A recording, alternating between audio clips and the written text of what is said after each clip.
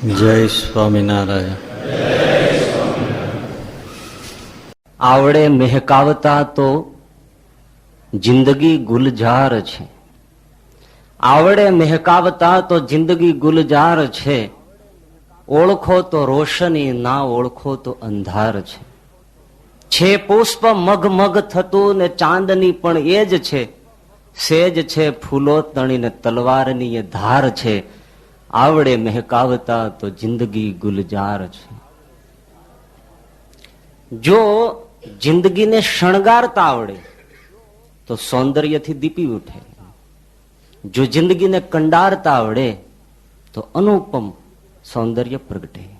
જો જિંદગીને અજવાળતા આવડે તો તેજથી રોશનીથી ઝળહળી ઉઠે. પણ સવાલ આપણો કસબનો છે, ઘડતરનો છે. જીવન તો એક પથ્થરની શિલા જેવું છે ભાઈ. પથ્થરની શિલા પડી હોય, અચેતન લાગે, કોઈ આકર્ષણ નથી, એની સામે કોઈ નજર પણ નહીં કરે. પણ એ જ પથ્થરની શિલાને કોઈ શિલ્પકાર હાથમાં લે અને સુંદર રીતે જો એમાંથી પ્રતિકૃતિ એમાં નિર્માણ કરે, હજારો નેત્રો એની સામે લાગી જાય. માણસને હઠવું હોય તો હઠી ન શકે. એક સૌંદર્ય પ્રગટ થયું છે, એક આકર્ષણ પ્રગટ થયું છે. અનેક નેત્રો એને જોવા માટે ઉભા રહી જશે. એ તો ઠીક છે, પણ એક બીજી બહુ સરસ બાબત કે એ જે શિલા ઘડાયા વગરની પડી હતી ત્યારે એમાં કોઈ ચેતન નહોતું દેખાતું. પણ એ જ શિલામાંથી જ્યારે કોઈ માનવ પ્રતિકૃતિ નિર્માણ પામી તો એ શિલા માનવની આકૃતિમાં જાણે હમણાં આપણી સામે બોલશે, આપણી સાથે વાત કરશે, આપણી સામે નેત્રોથી આમ જોતી હોય એવું લાગે. એનો અર્થ શું છે? પથ્થરમાં એ ચેતના નહોતી, પણ જયારે એક પ્રતિકૃતિ થઈ તો આપણી સામે જયારે બોલશે, વાત કરશે, આપણી સામે જોવે છે, એવી એક સંભાવના પેદા થઈ જાય છે. શિલામાંથી આ નિર્માણ થયું છે. એનું કારણ ઘડતર છે. પથ્થરમાં પણ પ્રાણ આવ્યો. શેનાથી? ઘડતરથી. ઇટાલીની અંદર એક માઇકલ એન્જેલો કરીને મહાન શિલ્પકાર થયો. એમણે સોરો ઇન સ્ટોન, પથ્થરમાં દિલગીરી નામનું શિલ્પ, વિશ્વવિખ્યાત શિલ્પ સોરો ઇન સ્ટોન એ કંડાર્યું છે. ઈશુને જયારે વધસ્તંભ ઉપરથી નીચે ઉતારવામાં આવે છે અને એમની માતાના હાથમાં ઈશુનું શબ આપવામાં આવે છે, એ માતા ખોળામાં ઈશુને લીધા છે અને એ જે એક હૃદય દ્રાવક જે ઘટના છે એને માઇકલ એન્જેલોએ પથ્થરમાં કંડારી છે.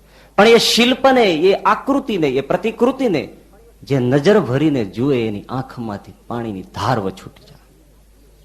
આ શામાંથી થયું? એ કે પથ્થરનું પણ ઘડતર છે. ભગવાનના તમે હર કોઈ મંદિરો જુઓ એમાં પ્રતિમાઓ રામકૃષ્ણાદિકની હોય. શાની હોય છે? પથ્થરની હોય છે.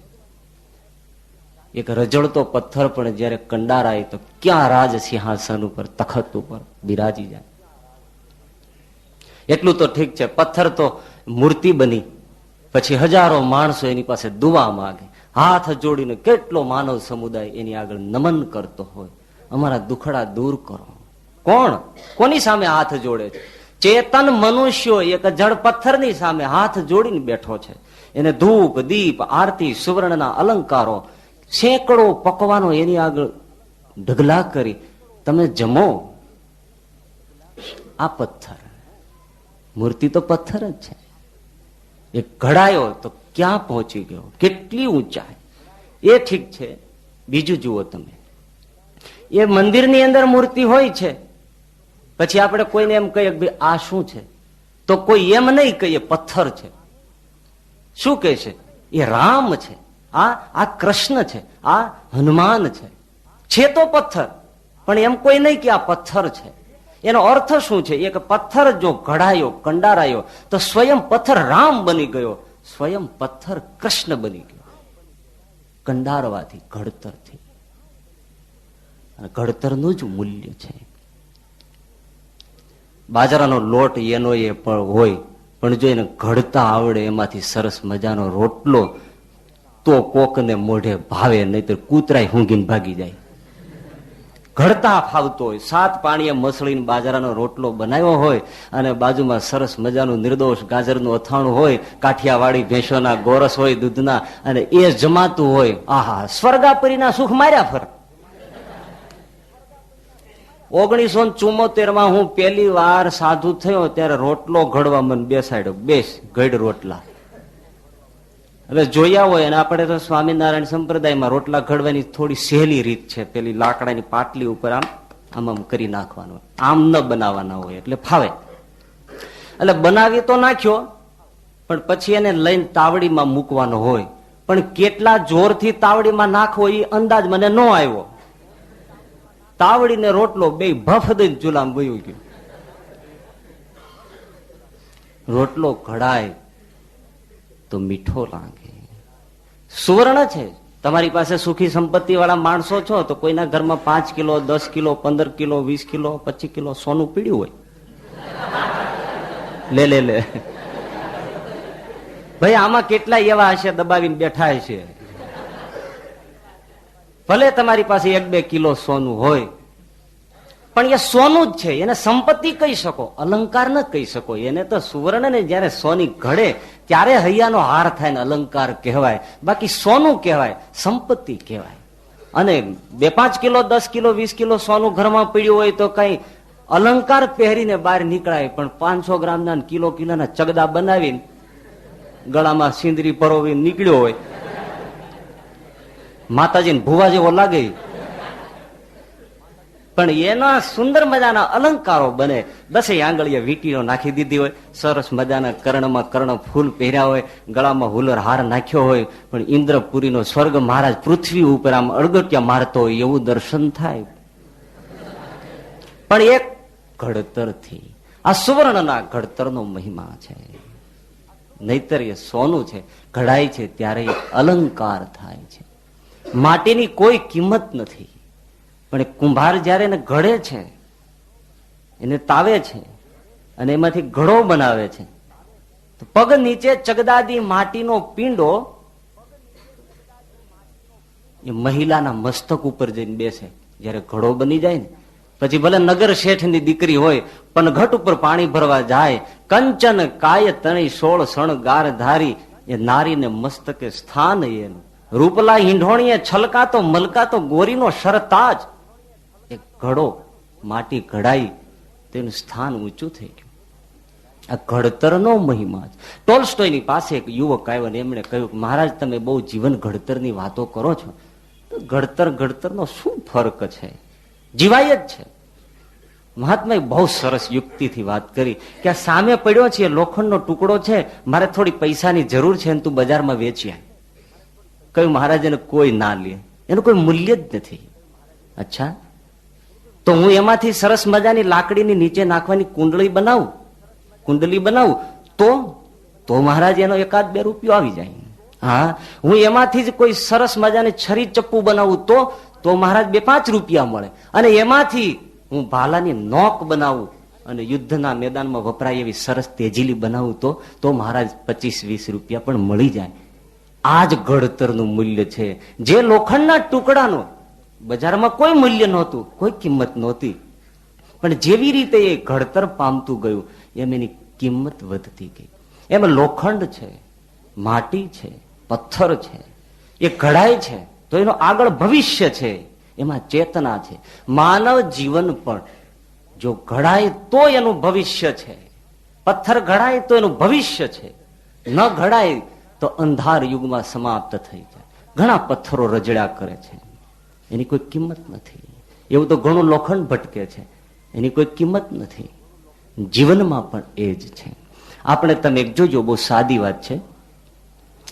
કોઈ સદગુરુ સંત મહાત્મા એનું અવસાન થાય પછી એની સ્મશાન યાત્રા કાઢવામાં આવે. સામાન્ય જે સંસારી હોય છે એની સ્મશાન યાત્રા નીકળતી હોય તો તમે જુઓ, કોઈ પણ મરી ગયો હોય, એનું અવસાન થયું હોય તો નનામીમાં એને સીધો બાંધી દેવામાં આવે, કફન ઓઢાડી અને ટાઈટ બાંધી દેવામાં આવે, ક્યાંક ભાગી ન જાય. બાંધી દેવામાં આવે. પણ સદગુરુ સંત મહાત્માનું અવસાન થાય તો એને એવી રીતે લેટાવી સુવડાવીને બાંધવામાં નથી આવતા, એને પ્રતિમાની જેમ બેસાડવામાં આવે છે. શું કામ? એમણે જીવન દર્શનીય બનાવ્યું છે. અંતિમ પણ સમાજને દર્શન આપતું જાય. આ એક ઘડતર છે. એટલા માટે એ આપણા જે વ્યવહારો છે એમાં પણ કેટલી સૂઝબૂઝ છે. એટલે સંતને સ્મશાન યાત્રામાં પ્રતિમાની માફક, ઈશ્વરની મૂર્તિની માફક બેસાડવામાં આવે છે. એક સ્મશાન યાત્રા નીકળેલી બજારમાં, તો ચાલી જાય, પણ હવે સ્મશાન યાત્રા ચાલે એની હારે એક જણો ઘંટ નાનો લઈને ચાલે. અને થોડી વાર થાય, રામ બોલો ભાઈ રામ, રામ બોલો ભાઈ રામ, ધડીમ, અને બધા ઉભા રહી જાય. પછી પાછો બેલ વાગે, ધડીમ, એટલે બધા ચાલે. રામ બોલો ભાઈ રામ, રામ બોલો ભાઈ રામ, ધડીમ, સ્ટોપ, ધડીમ, ચાલો, રામ બોલો ભાઈ રામ, રામ બોલો ભાઈ રામ, ધડીમ, સ્ટોપ. બધા કે આ સ્મશાન યાત્રા કઈ રીતની? આ કારણ શું છે? તો કે બસનો કંડક્ટર મરી ગયો છે.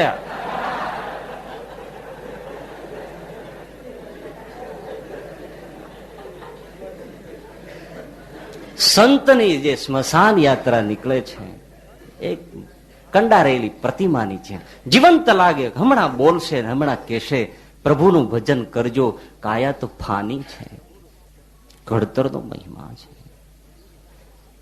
વિચારીએ છે કે આપણે આપણું જે જીવન છે એને હવે ઘડવું છે, કંડારવું છે, કે પછી એમ જ નષ્ટ કરી દેવું છે. અને આપણી બાબતમાં એવું છે કે આપણે આપણું જીવન એ સ્વયં જ ઘડવું પડશે. કોઈ ઘડી નહીં આપે, કોઈ નહીં ઘડી આપે. આપણે જીવન પોતાનું પોતે જ ઘડવું પડશે. આપણે આપણા ભાગ્યના વિધાતા છે. સાદી ભાષામાં કહેવાય છે સૌએ પોતપોતાનો ગુરુ થવું પડશે. ગુરુનો અર્થ શું છે? ઘડનાર. તો આપણે આપણા જીવન શિલ્પી બનવું પડશે, તો જ જીવન ઘડાશે, નહીતર ઘડાય નહીં, ન ઘડાય. જર્મન કવિ ગેટે બહુ સરસ વાત કરી છે, મુદ્દાની વાત કરી છે, અતિ કિંમતી. એમણે એમ કહ્યું કે દરેક માણસ પોતામાં રહેલી જે શક્યતાઓ છે, સંભાવનાઓ છે, એને જો વિકસાવે તો આ સંપૂર્ણ પૃથ્વી મહાન પ્રતિભાઓથી છલકાઈ જાય. એટલી પ્રતિભાઓ નિર્માણ પામે. એનો અર્થ શું છે કે અનેક પ્રતિભાવો લઈને અનેક વ્યક્તિઓ આ પૃથ્વી ઉપર જન્મે છે, પણ એને વિકસાવી તો અમુક જ શકે છે, બાકી બધી જ પ્રતિભાઓ મુરઝાઈ જાય છે. સાચી વાત છે. આપણી શક્યતાઓને આપણે ઓળખવી એક તો દુષ્કર છે. અને જો ઓળખાય કે મારામાં શક્યતા શું છે, સંભાવના શું છે, એને જો ઓળખીએ તો એને આપણી પરમ જીવનની સાધના બનાવવી એ તો એથી પણ કઠણ છે. લક્ષ્ય બનાવી દેવું બહુ કઠણ છે. કવિ નર્મદે જાણ્યું કે મારામાં સાહિત્ય સર્જનની સંભાવના છે, કવિત્વની સંભાવના છે, અને એ મરદ પુરુષે કલમને ખોળે, સાહિત્યને ખોળે આખી જિંદગી બરબાદ કરી નાખી એમ કહી શકાય. માણસ ભૂખ્યો રહેતો, ખાલી જળ અને નમક ખાય, દિવસોના દિવસો ગુજારે. એમનો રસોઈયો નરભેરામ અસુરો છારી અને રડી પડે કે દેવ આજ રસોડામાં કાંઈ નથી. કોઈ વાંધો, એ જ મિજાજ, પણ હું કોઈની ગુલામી ન કરું, હું કોઈ ધંધો ન કરું, હું કોઈ નોકરી ન કરું. મારું જે જીવન છે એ તો સરસ્વતીની ઉપાસના માટે છે. અને આજે તમે જોયો BA, MA, MEd થયો હોય, ભણ્યો હોય, અને પછી સાયકલના, સ્કૂટરના ટ્યુબ ટાયર વેચવાનો ધંધો શરૂ કરે. સિવિલ એન્જિનિયર DDT છાંટતો હોય ગામડામાં. સાહિત્યનો જીવ હોય અને વીમા એજન્ટ થઈને ગામમાં ફરતો હોય. પ્રતિભાવો પોતાની છે, સમજે છે, એની પાસે તત્વ છે, પણ જીવન સમર્પિત નહીં કરી શકે. જુઓ, સંભાવના ચોક્કસ છે, પણ એક રોટલાને ખાતર માણસ ફેંકી દે છે. અનેક પ્રતિભાવો જન્મે છે, પણ એને ઉગાડી નથી શકતા. અને જો એ સંભાવનાને ઉગાડે તો પ્રતિભાઓથી આ પૃથ્વી છલકાઈ જાય, મહાન પુરુષોથી પૃથ્વી છલકાઈ જાય. અને કઠણમાં કઠણ જો કોઈ કામ હોય તો પોતાની જાતનું ઘડતર કરવું એ જ કઠણ છે. બીજાને ઘડી શકાય. કદાચ શિલ્પ બનીને પથ્થરમાંથી આકૃતિઓ નિર્માણ કરવી સહેલી છે, પણ પોતાની જાતનું ઘડતર કરવું ફૂલોને અત્તરનું પદ પામવાને ઉકળતી કડાઈમાં ઉકળવું પડે છે. થવા બાંસુરી વાંસના ટુકડાને આખા શરીરે વિંધાવવું પડે છે. પથ્થરને પ્રભુનું પદ પામવાને તીણા ટાંચણાથી ટીચાવવું પડે છે. ફૂલોને અત્તરનું પદ પામવા. જીવન પોતાનું ઘડવું, જાત ઘડવી, સ્વયંનું નિર્માણ કરવું, જીવન શિલ્પ તૈયાર કરવું અતિ કઠણ છે. ફૂલમાંથી અત્તર બને પછી અત્તરને ક્યાંય પણ ઇન્વિટેશન કાર્ડ લખવું ન પડે, મારી પાસે આવજો, મારામાં સુગંધ છે. એનો અર્થ શું છે? કે જો અંદર પ્રતિભા ખીલે તો પ્રસિદ્ધિ સહજ છે. પ્રતિભા ખીલે તો પ્રસિદ્ધિ સહજ છે, પણ પ્રસિદ્ધિથી પ્રતિભા ખીલે એ ખોટું છે, કદાચ વધારે મુરઝાઈ જાય છે. એટલે માણસની જો વ્યક્તિની પ્રતિભા ખીલે તો બને, તો કામ સહજ બને. એક શિલ્પકાર એ મૂર્તિ કંડારતો હતો. એમને મળવા માટે એક જયારે વ્યક્તિ આવ્યો, ત્યારે શિલ્પ હોય, શિલ્પ કંડારનારો શિલ્પી હોય કે કોઈ ચિત્રકાર હોય, તમે જોજો એની સાથે તમે 2-5 કલાક ગાળો, તમને નફરત થઈ જશે. એક તકલીફ પેદા થવા માંડશે કે આ માણસનું જીવન કેવું છે. કલાકો સુધી બેસી રહેવું, ટીચ ટીચ ટીચ કર્યા જ કરવું, નહીં આજુબાજુ જોવું, નહીં કોઈ શોખ, નહીં કઈ હરવું ફરવું, નહીં ગમત, નહીં કાંઈ, એક જ ઓરડીમાં અટુલો એકાંતમાં બેસીને આ શું ધંધો? હરો ફરો, જલસા કરો, કઈક જીવન છે? આ એક પગે એક આસને તમે થાકી નથી જતા? તમને આનાથી કંટાળો નથી આવતો? આપણને એની દશા જોઈને પરસેવો વળી જાય એવું કામ હોય છે. એટલે આવનારે પેલા શિલ્પકારને સૂચના કરી, આ જોયું ને એટલે એને ઘણું પેલું થયું કે આ ધંધો છોડી દીધા જેવો છે. એટલે એને સલાહ આપી કે ભલા માણસ, તમે આટલા હેરાન થાવ છો એના કરતા તમે બજારની અંદર સરસ મજાની એક દુકાન ખોલો અને તૈયાર પ્રતિમાઓ લઈ આવી, મૂર્તિઓ લાવી અને વેચવાનો ધંધો કરો તો તમને શું વાંધો આવે? આ શું કામ માથાકૂટ, આ પળોજણ કરો છો? એક શોપિંગ સેન્ટર ખોલી નાખો, જાત જાતની પ્રતિમાઓ વસાવો અને જોતામાં તમારે જેટલો પૈસો જેટલો જોઈતો હોય એટલો તમારા હાથમાં રમવા માંડે. પેલો શિલ્પકાર ઘડતા ઘડતા એટલું મરમાળું મૃદુ હસ્યો, મિત્ર તારી વાત સાચી છે, હું પ્રતિમાઓ મૂર્તિઓને એક બજારમાં લઈ જાઉં, ગમે ત્યાંથી લાવીને વેચું તો પૈસાદાર તો હું ચોક્કસ થઈ શકું, હા, પણ એક કલાકાર તરીકેનું, સર્જક તરીકેનું મારું હૃદય અને જીવન નષ્ટ થઈ જાય. મિત્ર, તને ખબર નથી કે પૈસાદારના જીવન તો ધરતી ઉપર ઢસડાય છે, પૈસાદારો ધરતી ઉપર પગ ઢસડે છે, પણ અમે કલાકારો તો ગગન વિહારી છીએ. અમારી જે સંવેદનાઓ છે એને જગત ન જાણી શકે. હું એક પથ્થરમાંથી રામ બનાવતો હોય, એ કલાકો સુધી નહીં પણ દિવસો મહિનાઓ સુધી એ પ્રતિમાને કંડારતો કંડારતો હું રામમય બની ગયો હોય. મિત્ર, તું મને બતાવું કે એ બજારમાં મને આ મળે? એક મૂર્તિ રામની બનાવતો હોઉં તો હું રામમય બની ગયો હોઉં, એક રોમ રોમ મને રામ પુકારતું હોય, હું પૈસાદાર ચોક્કસ થાવ પણ રામની અનુભૂતિ હું આ કલા દ્વારા કરી શકું. પ્લીઝ મને ક્યારેય તમે આવું ના કહેશો. આ શિલ્પકારના જીવન છે. હા, એમણે એમ કહ્યું કે અમારી જે સાધના છે એ જરૂર કઠોર છે, પણ અમારે જો આનંદ છે અતિ વિલક્ષણ છે, અમારા નેત્રોમાં અમીરી છે, અમને પૈસાની કોઈ ખેવના નથી. જરૂર અમારી સાધના કઠોર છે. અને વાત સાચી છે, ચિત્રકાર થવું, ધ્યાનથી સાંભળજો, ચિત્રકાર થવું, શિલ્પકાર થવું, સંગીતકાર થવું, દોડવીર થવું, ક્રિકેટર થવું એક દિવસમાં એક રાતમાં નથી થવાતું. વર્ષોની કઠોર સાધના, ત્યારે એ માણસ એ રીતે વિકસે છે. એક દિવસમાં ક્રિકેટર ન થવાય, એક દિવસમાં સંગીતકાર ન થવાય, વર્ષોની સાધના. અને બીજું, કોઈને 5-25 હજાર કે 2-5 લાખ લાંચ ખવડાવી કોઈ પોતાની જાતને સંગીતકાર તરીકે, ચિત્રકાર તરીકે, દોડવીર તરીકે, ક્રિકેટર તરીકે જગતના આંગણામાં પ્રસિદ્ધ ન કરી શકે. કા? એને જાતે ત્યાં કરી બતાવવું પડે, એને ખેલી બતાવવું પડે, સર્જન કરી બતાવવું પડે, ત્યારે એ ચિત્રકાર, સંગીતકાર, શિલ્પકાર, દોડવીર કે ક્રિકેટર જગતને આંગણે એ પ્રસિદ્ધિ પામે છે. પોતે જાતે કરી બતાવવું પડે છે. અનંત પ્રતીક્ષા પછી એ નિર્માણ પામતો હોય છે. અનંત સાધના પછી જીવન એ એક ફલક ઉપર આવતું હોય છે. ઇંગ્લેન્ડની અંદર એક બનેલી વાત છે. એક જમીનદારે એક ચિત્રકારને પોતાને ત્યાં બોલાવ્યો અને એમ કહ્યું કે આ દિવાલ ઉપર હું ઘોડા ઉપર બેઠો હોઉં, હાથમાં બંદૂક હોય અને શિકારની પાછળ પડ્યો હોય એવું મારું એક સૌંદર્યપૂર્ણ હતું ચિત્ર દોર્યા. અને પેલો ચિત્રકાર એટલે એ વખતનો ઇંગ્લેન્ડનો બેતાજ બાદશાહ ગણા. ભલે સાહેબ બનાવી દો. એ માણસે તરત દિવાલને ઘસી આ તે કરી અને ચિત્ર કંડારવા માંડ્યો. પેલાની સામે થોડું જોતો જાય અને બનાવતો જાય, જોતો જાય, બનાવતો જાય. 5 કલાકની અંદર એટલું સજીવ ચિત્ર નિર્માણ કર્યું કે જમીનદારને એમ થઈ ગયું હું દિવાલમાં જડાઈ ગયો છું.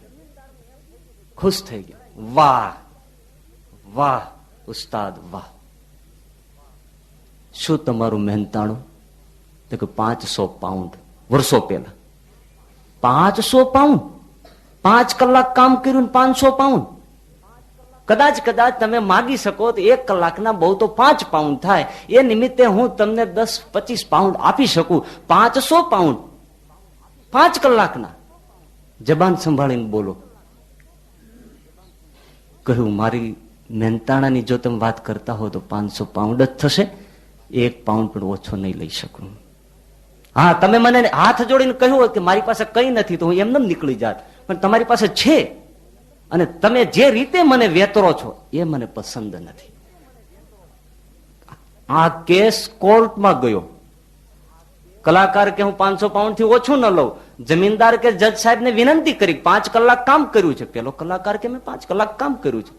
તો જજે પણ એમ કહ્યું કે બહુ તો તમને 1 કલાકના 15 પાઉન્ડ આપે. ચાલો તો તમને 50 કે 75 પાઉન્ડ આપે. સમય તો તમે 5 કલાકનો જ ગાળ્યો છે ને, આટલું મહેનતાણું વધારે કહેવાય. ત્યારે કલાકાર જે બોલ્યો એ સમજવાનું છે કે મહારાજ જસ્ટિસ મારે એ કેવું છે કે ચાલો મેં 5 જ કલાક કામ કર્યું છે અને 500 પાઉન્ડ માંગુ છું. આ 5 કલાકનું કામ નથી મહારાજ. મેં મારી જિંદગીના અમૂલ્ય 20 વર્ષ આની પાછળ ગાળ્યા છે અને ત્યારે આ ચિત્ર 5 કલાકમાં નિર્માણ થયું છે. સારાએ ઇંગ્લેન્ડમાંથી 20 માણસોને અહીંયા બોલાવો અને 5 દિવસ કામ કરાવો અને કોઈ આ શિલ્પ તૈયાર કરી આપે તો હું એને 5000 પાઉન્ડ આપું. આ મારી ઓફર છે.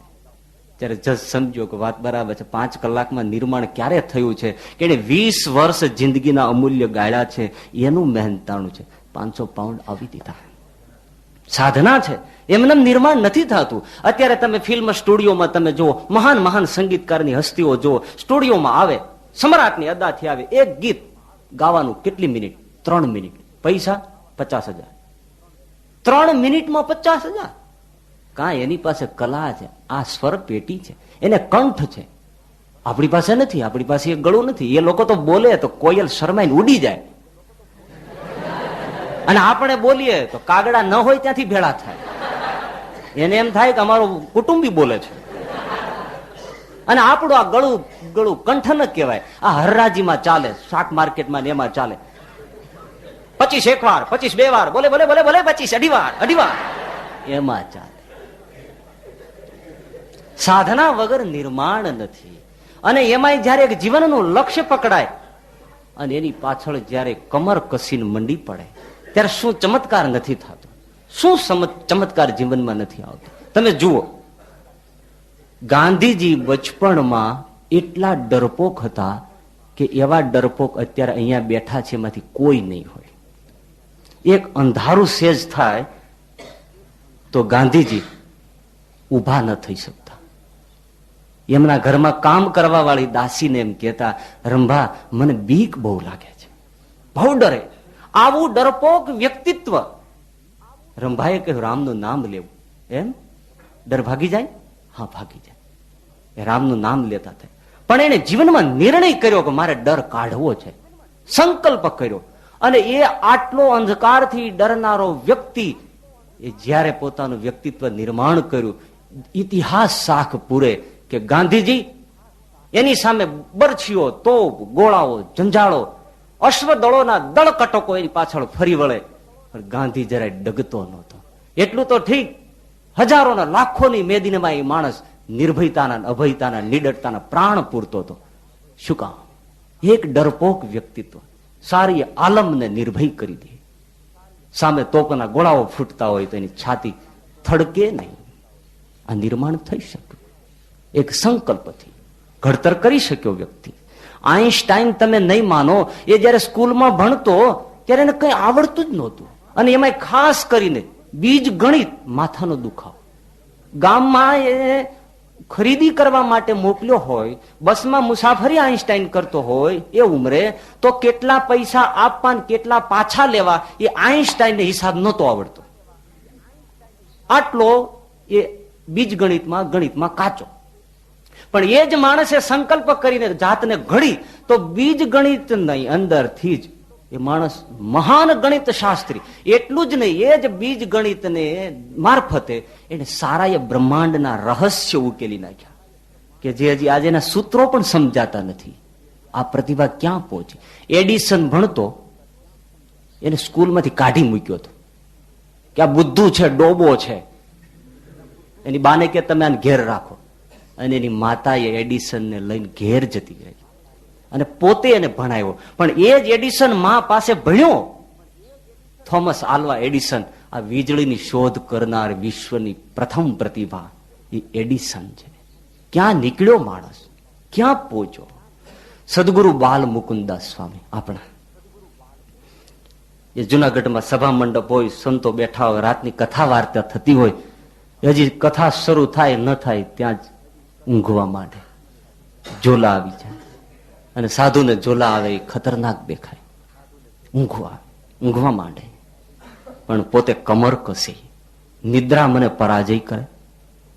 એક દિવસ, બે દિવસ, દિવસો, મહિનાઓ, અને તમને ખ્યાલ છે એ પ્રમાણે કે એક વખત મૂર્છિત ભાવમાં ઊંઘી જનારું વ્યક્તિત્વ ચાતુર્માસની અંદર સદગુરુ ગુણાતીતાનંદ સ્વામી આગળ નિયમ ગ્રહણ કરે કે સ્વામીજી આ 4.5 મહિના મારે એ નિયમ લેવું છે કે 4.5 મહિના મારે નિદ્રા તજીને અખંડ મહારાજનું ભજન કરવું છે.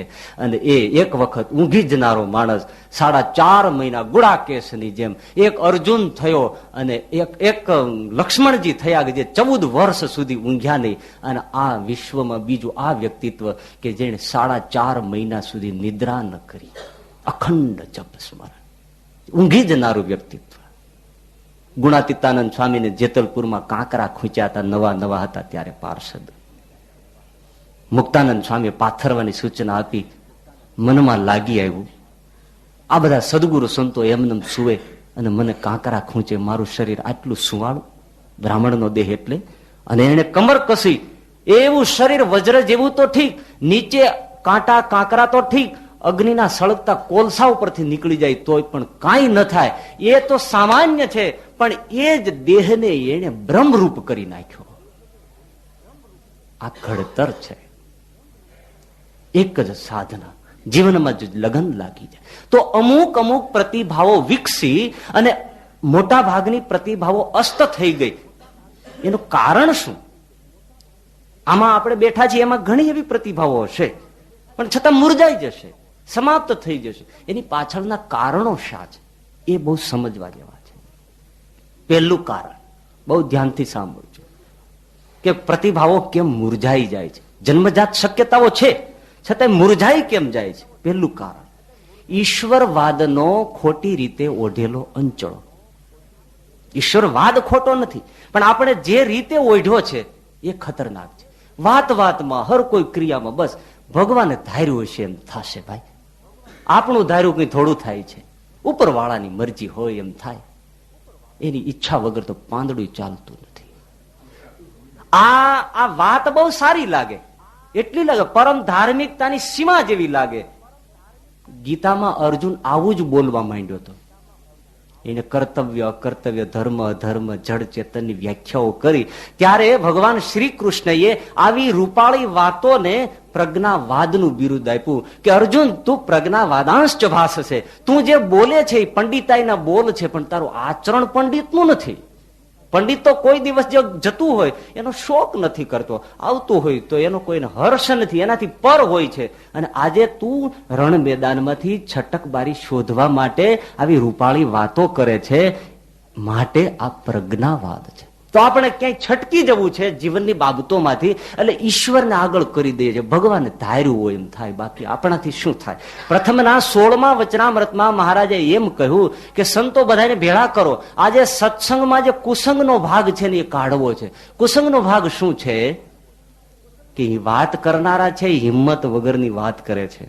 હિંમત વગરની વાત કરે છે કે ભગવાનનું જે વચન પાળવું એ કઈ આપણું થોડું પાળ્યું પડાય છે. ધર્મ પાળવો એ કઈ આપણાથી થોડો પડાય છે. ભગવાનનું ધ્યાન કરવું એ તો ભગવાન જેના ઉપર દયા કરે એનાથી આ બધું થાય છે. મહારાજ કે આવી જે વાત કરે છે એ સત્સંગમાં કુસંગ છે. અને આવી જે વાત કરે એને મહારાજે બિરુદ આપ્યું, એને નપુંસક જાણવો. અને જે દિવસે આવી હિંમત વગરની વાત થઈ જાય એ દિવસે ઉપવાસ કરો. નપુંસક કયા કે જે ભગવાન ઉપર નાખતો હોય. મધ્યના 12મા વચનામૃતમાં મહારાજે એમ કહ્યું કે નાદારપણાનો સારી પેઠે ત્યાગ કરો. અને કલ્યાણને અર્થે જેટલા સાધનો છે એમાં પુરુષ પ્રયત્ન રૂપી સાધન એક એવું છે કે એમાં બીજા બધા સાધનો આવી જાય છે. માટે નાદારપણાનો ત્યાગ કરીને પુરુષ પ્રયત્ન રૂપી જે સાધન છે એની વિશે મંડી રહેવું. આપણે શું થાય છે કે આપણે જે કરવાનું છે ને એ બધું આપણે ઈશ્વર ઉપર નાખી દે છે, આપણે છટકી જાય છે. કઠણ પડે છે ને એટલે. પૈસાદાર થવું છે તો વૈભવ લક્ષ્મીના વ્રત કરો. વિદ્યાવાન થવું છે સરસ્વતીની ઉપાસના કરો. શીતળાનો રોગ મટાડવો છે શીતળાની સ્થાપના કરો. શ્રી યંત્રની પૂજા કરો. દાઢીઓ તાવ આવ્યો છે મેલડી માતાનો દોરો કરો. નીકળી જ જવું છે. તમે મને જવાબ આપો, જાપાનની અંદર આટલી સમૃદ્ધિ છે એ લોકોએ ક્યારે વૈભવ લક્ષ્મીના વ્રત અને ઉપાસના કર્યા, ક્યારે શ્રી યંત્રની પૂજા કરી, એને તાવ તાવલામાં કોનો દોરો કર્યો બતાવો. આપણે આ ક્યાંથી લાવ્યા છે? ઈશ્વર ઈચ્છે છે કે તમે પુરુષાર્થ કરો. તમારા સમાજની અંદર રોગચાળો છે, ગંદકી દૂર કરો, મચ્છરો ભગાડો, જીવાણુનો નાશ કરો, તમે તબિયતથી ખીલી ઉઠશો. પણ આપણે છટકી જવું છે એટલે બસ ભગવાને ધાર્યું છે એમ થશે એમ કઈ નીકળી જવા.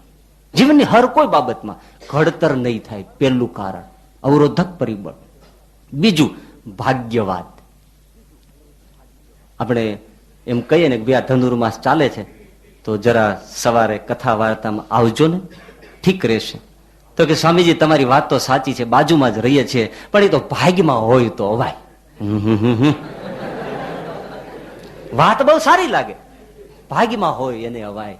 અમારા હજી એવા ભાગ્ય ઉદય નથી થયા. ત્યાં કરીને ઉદય સત્સંગ કરવો, ભજન કરવું એ તો ભાગ્યની વાત છે ભાઈ. ભાગ્ય વગર કઈ નથી થતું. કોઈની પાસે બહુ પૈસો આવે ને તો લોકો શું વાત કરે, એને તો ભાઈ ભૂત કામે છે. ભાગ્યશાળી ને તો ભૂત કામે. ભૂત નહીં, આખું ઘર કામે છે, ત્યાં પૈસો ભેળો થયો છે. ભૂખ્યો હોય ને કઈ ખાવાનું મળી જાય તો ગુમામથી બોલે. શું બોલે ખબર? દાને દાને पे लिखा है खाने वाले का नाम. दाने दाने पे लिखा है खाने वाले का नाम. આ છટકબારીઓ છે. પાણીની નાના હતા, 4 પ્રકાંડ જ્યોતિષીઓ એને આંગણે આવ્યા ને બેઠા. પાણીની ના માતુશ્રી એમ કહ્યું, પંડિતો મારા બાળકનું ભવિષ્ય જુઓ. અને 4 જ્યોતિષીઓ આમ હાથ લાંબો કરીને નાનકડા દીકરાના બટુકના હાથની રેખાઓ જોઈ ત્યારે એમ કહ્યું કે માં, આ છોકરાના હાથમાં વિદ્યાની રેખા જ નથી. આ છોકરો ઢ થશે, મૂર્ખ થશે. એને વિદ્યાને 12મો ચંદ્રમાં રહેશે. માં શિથિલ પડી ગઈ. ત્યારે પાણીને કહ્યું કે પંડિત તો એ વિદ્યાની રેખા ક્યાં હોય? બોલે કે અહીંથી આમ હોય.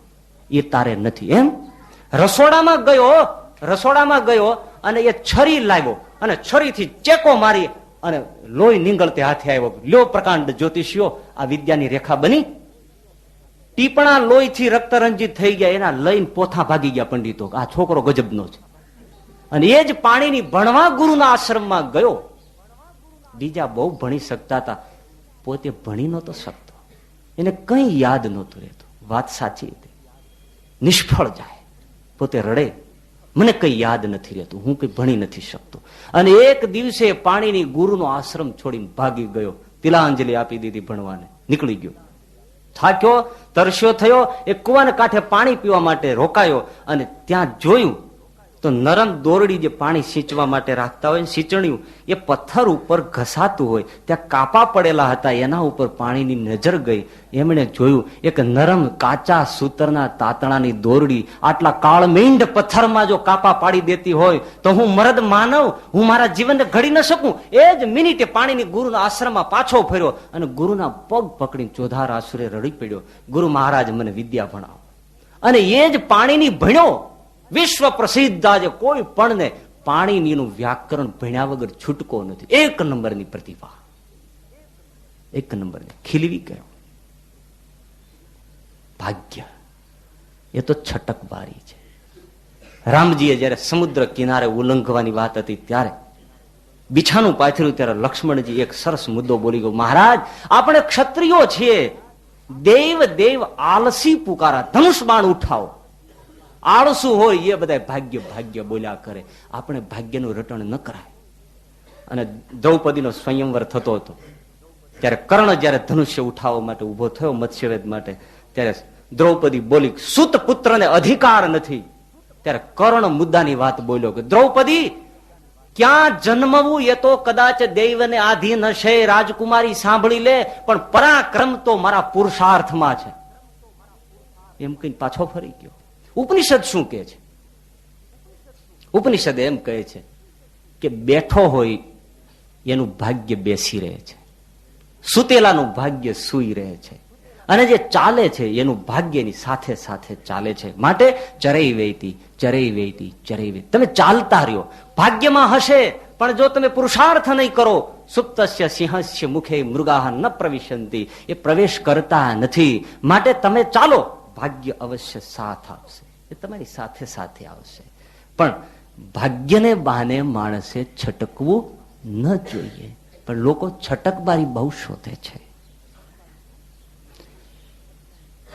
વિદેશની અંદર તમે આટલો ભૌતિકવાદ તમે જુઓ છો, સમૃદ્ધિની છોડો ઉછળે છે, બરાબર છે ને? એની વિચારધારામાં આ બે વસ્તુ નથી. સમૃદ્ધિ ઉછળે છે પણ એની સમાજની જે સંસ્કૃતિ છે એમાં તમે દર્શન કરો, એમાં ઈશ્વરવાદને ભાગ્યવાદને સ્થાન જ નથી. કોઈ ઉપરથી આવીને દેવી ચમત્કાર કરી જાય ને અમને બચાવી લે અને કઈ થઈ જાય એ વાતમાં માનતા જ નથી. પ્રશ્નો છે અમારે જ ઉકલવાના છે, અમારે જ કામ કરવાનું છે, અમારે જ બેઠું થવાનું છે. એ પશ્ચિમનો વાદ છે, બેઠો થયો. પણ આપણે અહીંયા ઈશ્વરવાદ અને ભાગ્યવાદમાં એવી રીતે ખોટી રીતે ગૂંચવાયા, કંગાલ થઈ ગયા. એટલા માટે જ ભગવાન બુદ્ધે વેદ અને ઈશ્વર તત્વનો નિગ્લેક્ટ કરી નાખ્યો, છેદ ઉડાડી દીધો. આનંદે જયારે પ્રશ્નો બહુ પૂછ્યા કે ઈશ્વર તત્વ કેવું છે, આ શું છે, મૃત્યુ પછી શું છે, દેવી શક્તિઓ શું છે, ભગવાન બુદ્ધે નારાજ થઈને એમ કહ્યું કે આનંદ, આજ પછી તું મને કોઈ દિવસ આવા પ્રશ્ન પૂછતો નહીં. જે કરવાનું છે તારે કરવાનું છે, તું જાગૃતિ પૂર્વક જીવન જીવ, બેઠો થઈ જા. બાકી બીજી કોઈ દેવી શક્તિઓ ખોળવાનો તું પ્રયાસ નહીં કરતો. ભગવાન બુદ્ધે એ છેદ ઉડાડી દીધો. અને તમે જુઓ,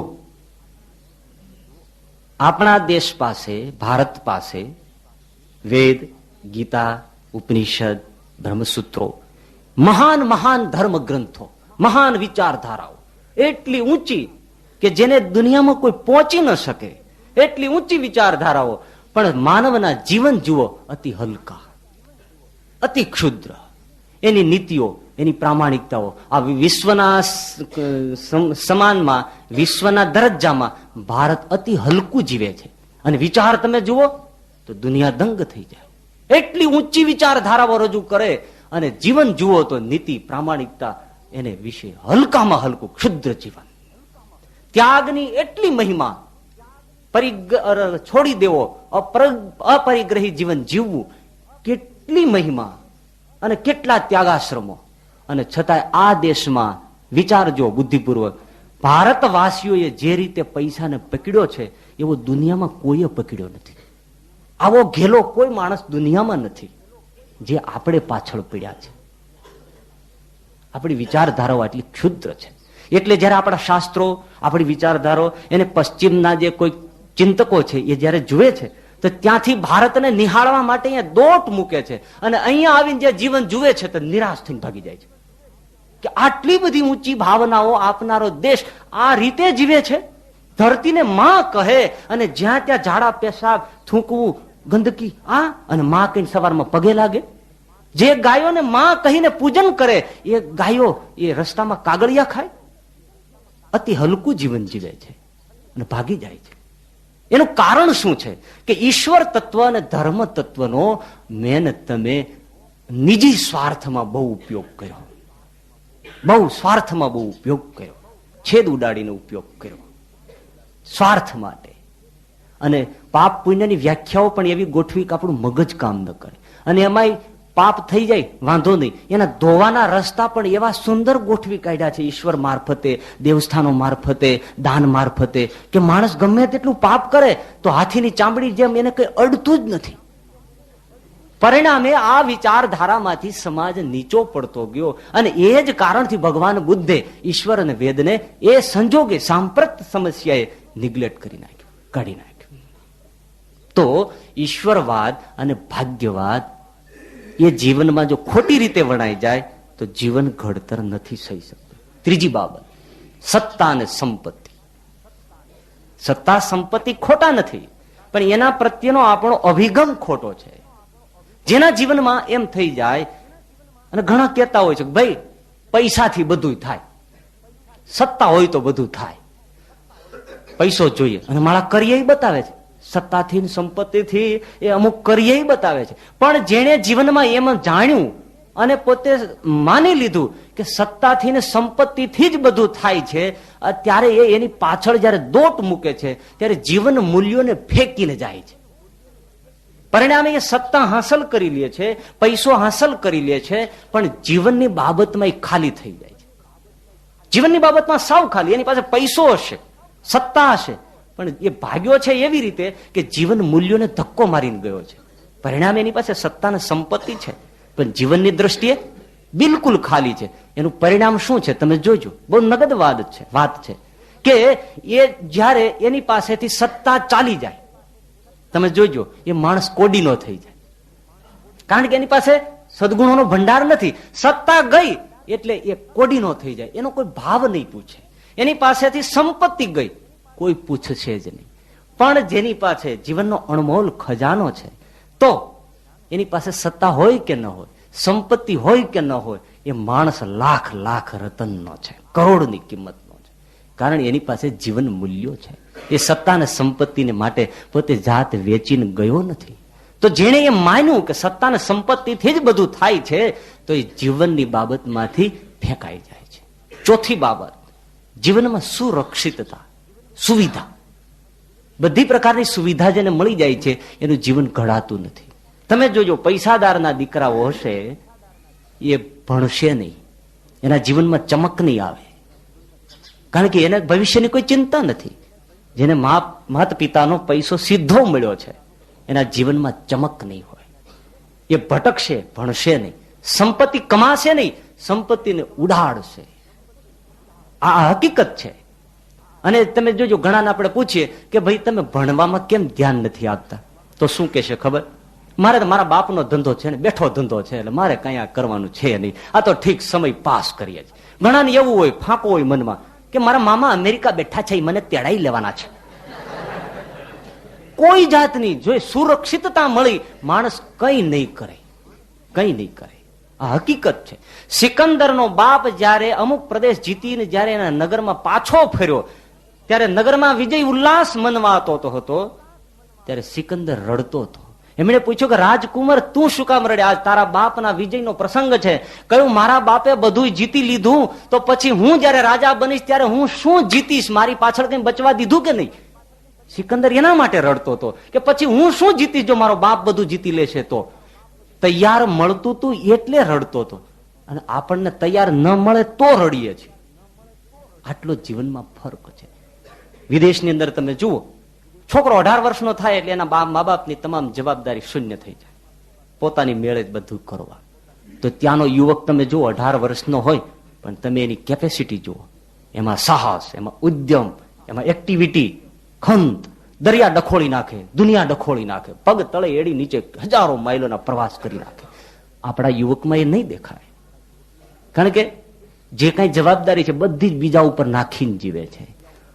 પેલી અમરવેલ આવે છે ને, પોતાને મૂળિયા હોય જ કોકનું ચૂસીને જ લીલી ટસ થાય. એમ આપણા સમાજની અંદર મોટો વર્ગ એને એક પણ મૂળ્યું નહીં, અને મારા ગલગોટિયા કરતા હોય. જયારે ખિસ્સામાં હાથ નાખો ત્યારે આંગળાના નખ ભાંગી જાય એવી હોનાની નોટું પડી હોય. બરોબર, સુરક્ષિતતા એવું ને એવું તમે જો ધર્મ સમાજમાં જે અનુયાયીઓને ગુરુની પ્રતિષ્ઠા, ગુરુની ગાદી, ગુરુ પૂર્વજોનો વારસો, પૂર્વજોની પ્રતિષ્ઠા સીધી જેને મળી છે એના જીવનમાં તેજસ્વીતા ખલાસ થઈ જાય છે. એ એના જીવનમાં તપશ્ચર્યા માલુમ નહીં પડે. તમે જોજો, સાદી રીતે તમે નજર કરો કે જે સ્થાનોને તીર્થત્વની પ્રસિદ્ધિ નથી મળી એ સ્થાનમાં તમે જજો, તમને ઉતારા, પાણી, ખાવું, પીવું, આવવું, બેસવું, બોલવું, ચાલવું બધી સરભરા મળશે. પણ જે સ્થાનને, જે મંદિરને તીર્થ સ્થાનની પ્રસિદ્ધિ મળી ગઈ છે ત્યાં તમે જજો, કોઈ ભાવ જ નહીં પૂછે. ખાવા પીવાનું તમને કોઈ પૂછે જ નહીં. શું કામ? તમને ધક્કા મારે તોય ત્યાં તમે જવાના જ છો. એટલે એને કોઈ નિષ્ફિકરતા છે ને, અમારે તમારી શું જરૂર છે, તમે આવવાના જ છો.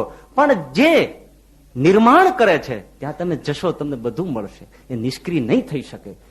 એટલે મોટા મોટા ધર્મસ્થાનો ચેતના વિહીન થયા એની પાછળનું આ કારણ છે. ભગવાન બુદ્ધ બરાબર, ભગવાન મહાવીર બરાબર છે, એમણે પોતાની ચેતનાઓ ખીલાવી. શંકરાચાર્ય બરાબર છે, પણ એની પછી જે આવે એમાં એ દિવેલ હોય એવું માનવાનું કોઈ કારણ નથી. ન જ હોય, કારણ કે એને એવી જરૂરત જ નથી, એને એવી પાંખો નહીં આવે. એક સાદી વાત, બાળકને જ્યાં પહોંચવું છે, માનો કે પેલા ઓટલા ઉપર બાળકને પહોંચવું છે, બાળક અહીંયા બેઠું છે નાનું, તો તમે એને ઊંચકીને ત્યાં મૂકી દો તો બાળક ત્યાં પહોંચી તો ગયું. બહુ સીધી વાત છે ને. અહીંથી ઊંચકી એને ત્યાં પહોંચવું તો લઈને મૂક્યું તો બાળક ત્યાં પહોંચી તો ગયું, પણ બાળક ચાલતા કોઈ દી ન શીખે. જો એને ચાલતા શીખવાડવું હોય તો બાળકને સ્વયં જતું કરવું પડે, એ પોતે ચાલે તો જ ત્યાં એ સ્થાને પહોંચે. એ સાર્થક ગણાય. એમ પૂર્વજોની જે મિલકત, પૂર્વજોની ગાદીઓ, એના ઉપર બેસી જાય, સુરક્ષિતતા મળી જાય, એના જીવનમાં વ્યક્તિત્વ 0-0-0-0 થઈ જાય છે. માટે આ 4 કારણો છે કે જે જીવનમાં ઘડતરમાં અવરોધક છે. તો આ 4 પરિબળોને ફેંકી દેવાના છે. આમાં 4 માંથી બચવાનું છે. બચ્યા પછી પોતાની જાત કંડારવાની છે. પણ હવે 4 જે આપણે ફેંકી, તો હવે કરવા જેવું શું છે એની વિચાર. જો જીવન ઘડવું છે હવે 4 થી બચીને, તો એક બાબત, જીવનમાં આદર્શ હોવો જોઈએ. જેમ કોઈ પથ્થરની પ્રતિમા કોઈ શિલ્પકાર ઘડતો હોય ત્યારે એના મગજમાં એક આદર્શ હોય. શું? કે આ પથ્થરમાંથી મારે રામની પ્રતિમા ઉપસાવવી છે. રામ તો રામનો આદર્શ છે, એ રામને એમાં નિહાળે છે. કૃષ્ણ કંડારવા છે તો કૃષ્ણનો આદર્શ છે એનામાં. એમ આપણા જીવનમાં કોઈ આદર્શ હોવો જોઈએ. આદર્શ હશે તો જીવન એ દિશામાં આપોઆપ જશે. જેવો આદર્શ એવા વિચારો, અને જેવા વિચારો એવું આચરણ. વિચાર છે એ આચારનું સંચાલક બળ છે. માટે અવશ્યપણે જીવનમાં આદર્શ હોવો જોઈએ. આદર્શ વગરનું જીવન એ નકામું થઈ જાય છે. ગાંધીજીની જ વાત લો ફરીથી. નાના હતા ત્યારે હરિશ્ચંદ્રનું નાટક જોવા ગયા. સત્યવાદી હરિશ્ચંદ્ર. અને સત્યવાદી હરિશ્ચંદ્રનું નાટક જોયું, એમાં સત્યની એટલી પ્રતિષ્ઠા જોઈ, ગાંધીજીએ મનમાં નિશ્ચય કરી લીધો કે જીવનમાં સત્ય હોય તો હરિશ્ચંદ્ર જો. અને ત્યારથી માણસે સત્યને પકડતો ગયો. અને તમે જુઓ કે છેક સુધી, જીવનના લોહીના છેલ્લા બુંદ સુધી એ માણસ જે હાંસલ કર્યું એ સત્યના પાયા ઉપર હાંસલ કર્યું. એક એનો આદર્શ હરિશ્ચંદ્ર મનમાં વસી ગયો. યુજીન સેન્ડો, પેલા ઘડિયાળો આવતી ને, સેન્ડો ઘડિયાળ, એ એના નામ ઉપરથી પડી છે. એમાં ઇતિહાસ છે. યુજીન સેન્ડો બિલકુલ માય કાંગલો, કંગાલ વ્યક્તિ, દર્દીલો, રોગથી ઘેરાયેલો, શરીર એકદમ નબળું, વીક. પણ એક દિવસ એમણે ગ્રીસ શિલ્પ કૃતિઓ જોઈ, સૌષ્ઠવ પૂર્ણ યોદ્ધાઓ જોયા, એમાં કંડારેલા પથ્થરમાં માંસલ શરીરો જોયા, મજબૂત. અને આ યુજીન સેન્ડોને એમ થયું કે હું આવું જીવન ન બનાવી શકું? શું મારાથી આવું ન થાય? કેમ ન થાય? અને માણસે શરીરને કેળવવા પાછળ પોતાની સાધના મૂકી અને એક વખત એવો આવ્યો કે એના જેવો વિશ્વમાં કોઈ એ વખતે મજબૂત માણસ નહોતો. એટલું મજબૂત અને સૌષ્ઠવપૂર્ણ શરીર. ત્યારથી કોઈ પણ મજબૂતીનું બીજું નામ એટલે સેન્ડો. એ પ્રસિદ્ધિમાં આવ્યું અને એના નામ ઉપરથી ઘડિયાળો નીકળી. ભાઈ તમારી પાસે સેન્ડો છે? આમ જોઈ રે સેન્ડો. પણ એક આદર્શ ગ્રીસ શિલ્પ કૃતિઓ એ યુજીન સેન્ડોના મનમાં વસી ગઈ. માટે જીવનમાં એક આદર્શ હોવો જોઈએ, ઉત્તમ આદર્શ. જીવન આપોઆપ નિર્માણ થઈ જાય. આજે આ મોટો સમાજ છે એના જીવનમાં તમે આદર્શ જોજો. કોઈ મહાપુરુષો નથી, ફિલ્મ સ્ટારો છે, અભિનેતાઓ એનો આદર્શ છે. એ જ્યાં જુઓ ત્યાં બસ એનું એને રટણ છે. એની રજેરજની માહિતી એની પાસે છે, પણ ગાંધીજીની જન્મતિથિ શું હતી એ એને ખબર ના હોય, બીજા બધાની ખબર હોય. એટલે એનો આદર્શ ફિલ્મ અભિનેતા હોય. અને ફિલ્મ અભિનેતાઓનું જીવન દો રંગી છે. સ્ટેજ ઉપરનું અલગ છે, પડદા ઉપરનું અલગ છે, વાસ્તવિક જીવન કંઈક જુદું છે. એ જીવનને શું નિર્માણ કરે. એટલે તમે જોજો, એડવર્ટાઇઝ કંઈ કરવાની હોય ને તો એ પ્રમાણે ફિલ્મ અભિનેતાઓ પ્રમાણે આ લોકો ચાલે ને. એ જેવા કપડા પહેરે એવા આ કપડા પહેરે, એ જેવા વાળ રાખે એવા આ વાળ રાખે, એ જે કંપનીના બૂટ પહેરે એ કંપનીના આ બૂટ પહેરે. સમાજ એવો ઘેલ હાગરો. એટલે એડવર્ટાઇઝ વાળા શું કરે, પાન મસાલા હોય કે સિગરેટો હોય કે કોઈ પીણા હોય તો ફિલ્મ સ્ટારોને એડવર્ટાઇઝમાં લઈ આવે અને પ્રસિદ્ધ કરે. આ બધા પીવા માંડે. હકીકત એવી હોય કે એ ફિલ્મ સ્ટાર, એ અભિનેતા એ પીણું કે એ પાન મસાલો જિંદગીમાં કોઈ દી ખાતો જ ન હોય. ખાનગીમાં તમે પૂછો તો, પણ બીજાને રવાડે ચડાવી દે. એક જણો હોટલમાં જમવા ગયો અને જમવા બેઠો, ડીશ સામે આવી એટલે શાક, રોટલી, અથાણા આ બધું જોયું અને ખીજાઈ ગયો. આવું ભોજન, આ દાળ, શાક, રોટલી, બળેલી ભાત, આવો કાચું, આ બધું મેનેજરને મારી પાસે બોલાવો, મારે ઠપકો આપવો છે. તો કે મેનેજર અત્યારે નહીં આવે. કેમ? તો કે સામે હોટલમાં જમવા ગયા છે. એ આવું જમે તો મરી જ જાય ને. જેના જીવન દોરંગી છે એવા અભિનેતાઓનો આદર્શ જીવનમાં આદર્શ નિર્માણ ન કરી શકે. સતી સીતાનો આદર્શ રાખીને અનેક સન્નારીઓ પતિવ્રતા ધર્મમાં કેટલી મહાન થઈ. ગાંધીજીનો જીવનમાં સત્યનો આદર્શ રાખી આઝાદીના જંગમાં કેટલાય નવલોહિયાઓ ફાંસીને માચડે ચડી ગયા, જીવન કુરબાન કરી નાખ્યા. એક જીવનમાં ગાંધીનો આદર્શ કેટલું મહાન કાર્ય. શ્રીજી મહારાજનો આદર્શ પામીને કેટલા સંતો, કોઈ દાસત્વની મૂર્તિ, કોઈ પ્રેમની મૂર્તિ, કોઈ વૈરાગ્યની મૂર્તિ, કોઈ આજ્ઞાની મૂર્તિ, કોઈ સત્યની મૂર્તિ, આ પ્રતિમાઓ કંડારાય. એક આદર્શ. તો જીવનમાં એક આદર્શ હોવો જોઈએ. બીજી બાબત, જીવનમાંથી અસત્યને દૂર કરવું. અસત્ય દૂર થઈ જાય જીવનમાંથી. જેમ શિલ્પકાર હોય, મૂર્તિને કંડારતો હોય તો એક પથ્થર લઈ અને સરસ મૂર્તિ કંડારી શિલ્પકારે, તો એને કોઈ મળવા આવ્યું, એમણે એમ કહ્યું કે તમે બહુ સરસ મૂર્તિ બનાવી. ત્યારે પેલા એમ કહ્યું કે ભાઈ મૂર્તિ મેં બનાવી નથી. હકીકતે મૂર્તિ તો પથ્થરમાં હતી જ. મેં એટલું જ કર્યું કે એની આસપાસ જે નકામો પથ્થર ચોંટ્યો હતો એને મેં ઉખેડીને દૂર કરી નાખ્યો. બાકી મૂર્તિ તો હતી જ એમાં. હવે દેખાય છે, ક્યારે દેખાય છે કે આસપાસ જે વૃથા પથ્થર ચોંટ્યો હતો, નકામો પથ્થર ચોંટ્યો હતો, એને મેં મારી કસબથી ધીમે ધીમે દૂર કરી દીધો. પરિણામે મૂર્તિ દેખાતી થઈ. બનાવી તો છે જ નહીં, આસપાસ જે હતું વૃથા હતું એ મેં ફેંકી દીધું છે. બસ આપણા જીવનમાં એટલું જે જૂઠું છે, વૃથા છે, એને જ ફેંકવાનું છે. પણ મહત્વની બાબત એ છે, એક તો વૃથા નકામું ઓળખવું કઠણ છે, અને ઓળખ્યા પછી દુર્ગુણ માનીને ફેંકી દેવું, એના ઉપર ભાર છે.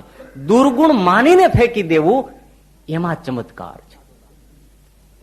સાદો દાખલો, કોઈ સિગરેટ બીડી પીતો હોય અને એ સંપત્તિ ન હોય, સંપત્તિની સગવડતા ન થતી હોય, અથવા એનો ડર આપો સંપત્તિનો કે વ્યય થઈ જાય અને માણસ સિગરેટ બીડી છોડી દે, સ્વાસ્થ્ય બગડે અને કોઈ સિગરેટ બીડી છોડી દે, વડીલોનો ઠપકો મળતો હોય કે એની બીક હોય અને કોઈ વ્યસન છોડી દે, એમાં કઈ ચેતન નથી, એ તો ફેંકે છે. પણ સંપત્તિ હોય, સ્વાસ્થ્ય હોય, વડીલો કોઈ કહેનાર ન હોય, પણ આ સિગરેટ બીડી મારા જીવન માટે એક વૃથા દુર્ગુણ છે, એમ માનીને જયારે ફેંકે છે ત્યારે એના જીવનમાં એક ચમત્કાર પેદા થાય છે.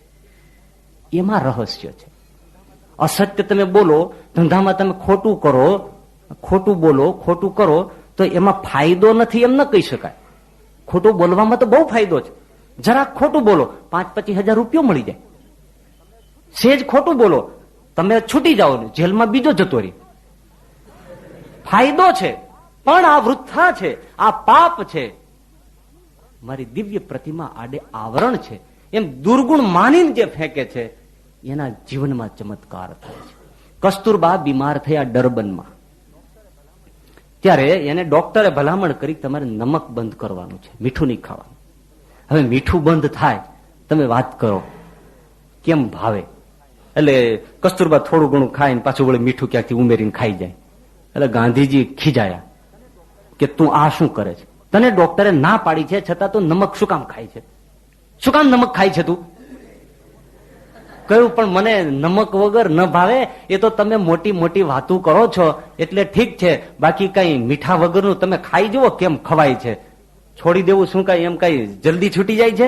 જે આપણે વર્ષોથી ખાતા હોય, આપણો પિંડ બંધાયો હોય, મને ઠપકો આપો છો તે? ગાંધીજી કે જો જા, આજથી તારી સાથે મેં પણ મીઠાનો ત્યાગ કર્યો. અને એને એમ કે આ તો બોલ્યા છે પણ પછી શું એમ, મીઠા વગરનું અને મીઠા વાળું બનાવ્યું તો ગાંધીજી કે મીઠા વગરનું જ.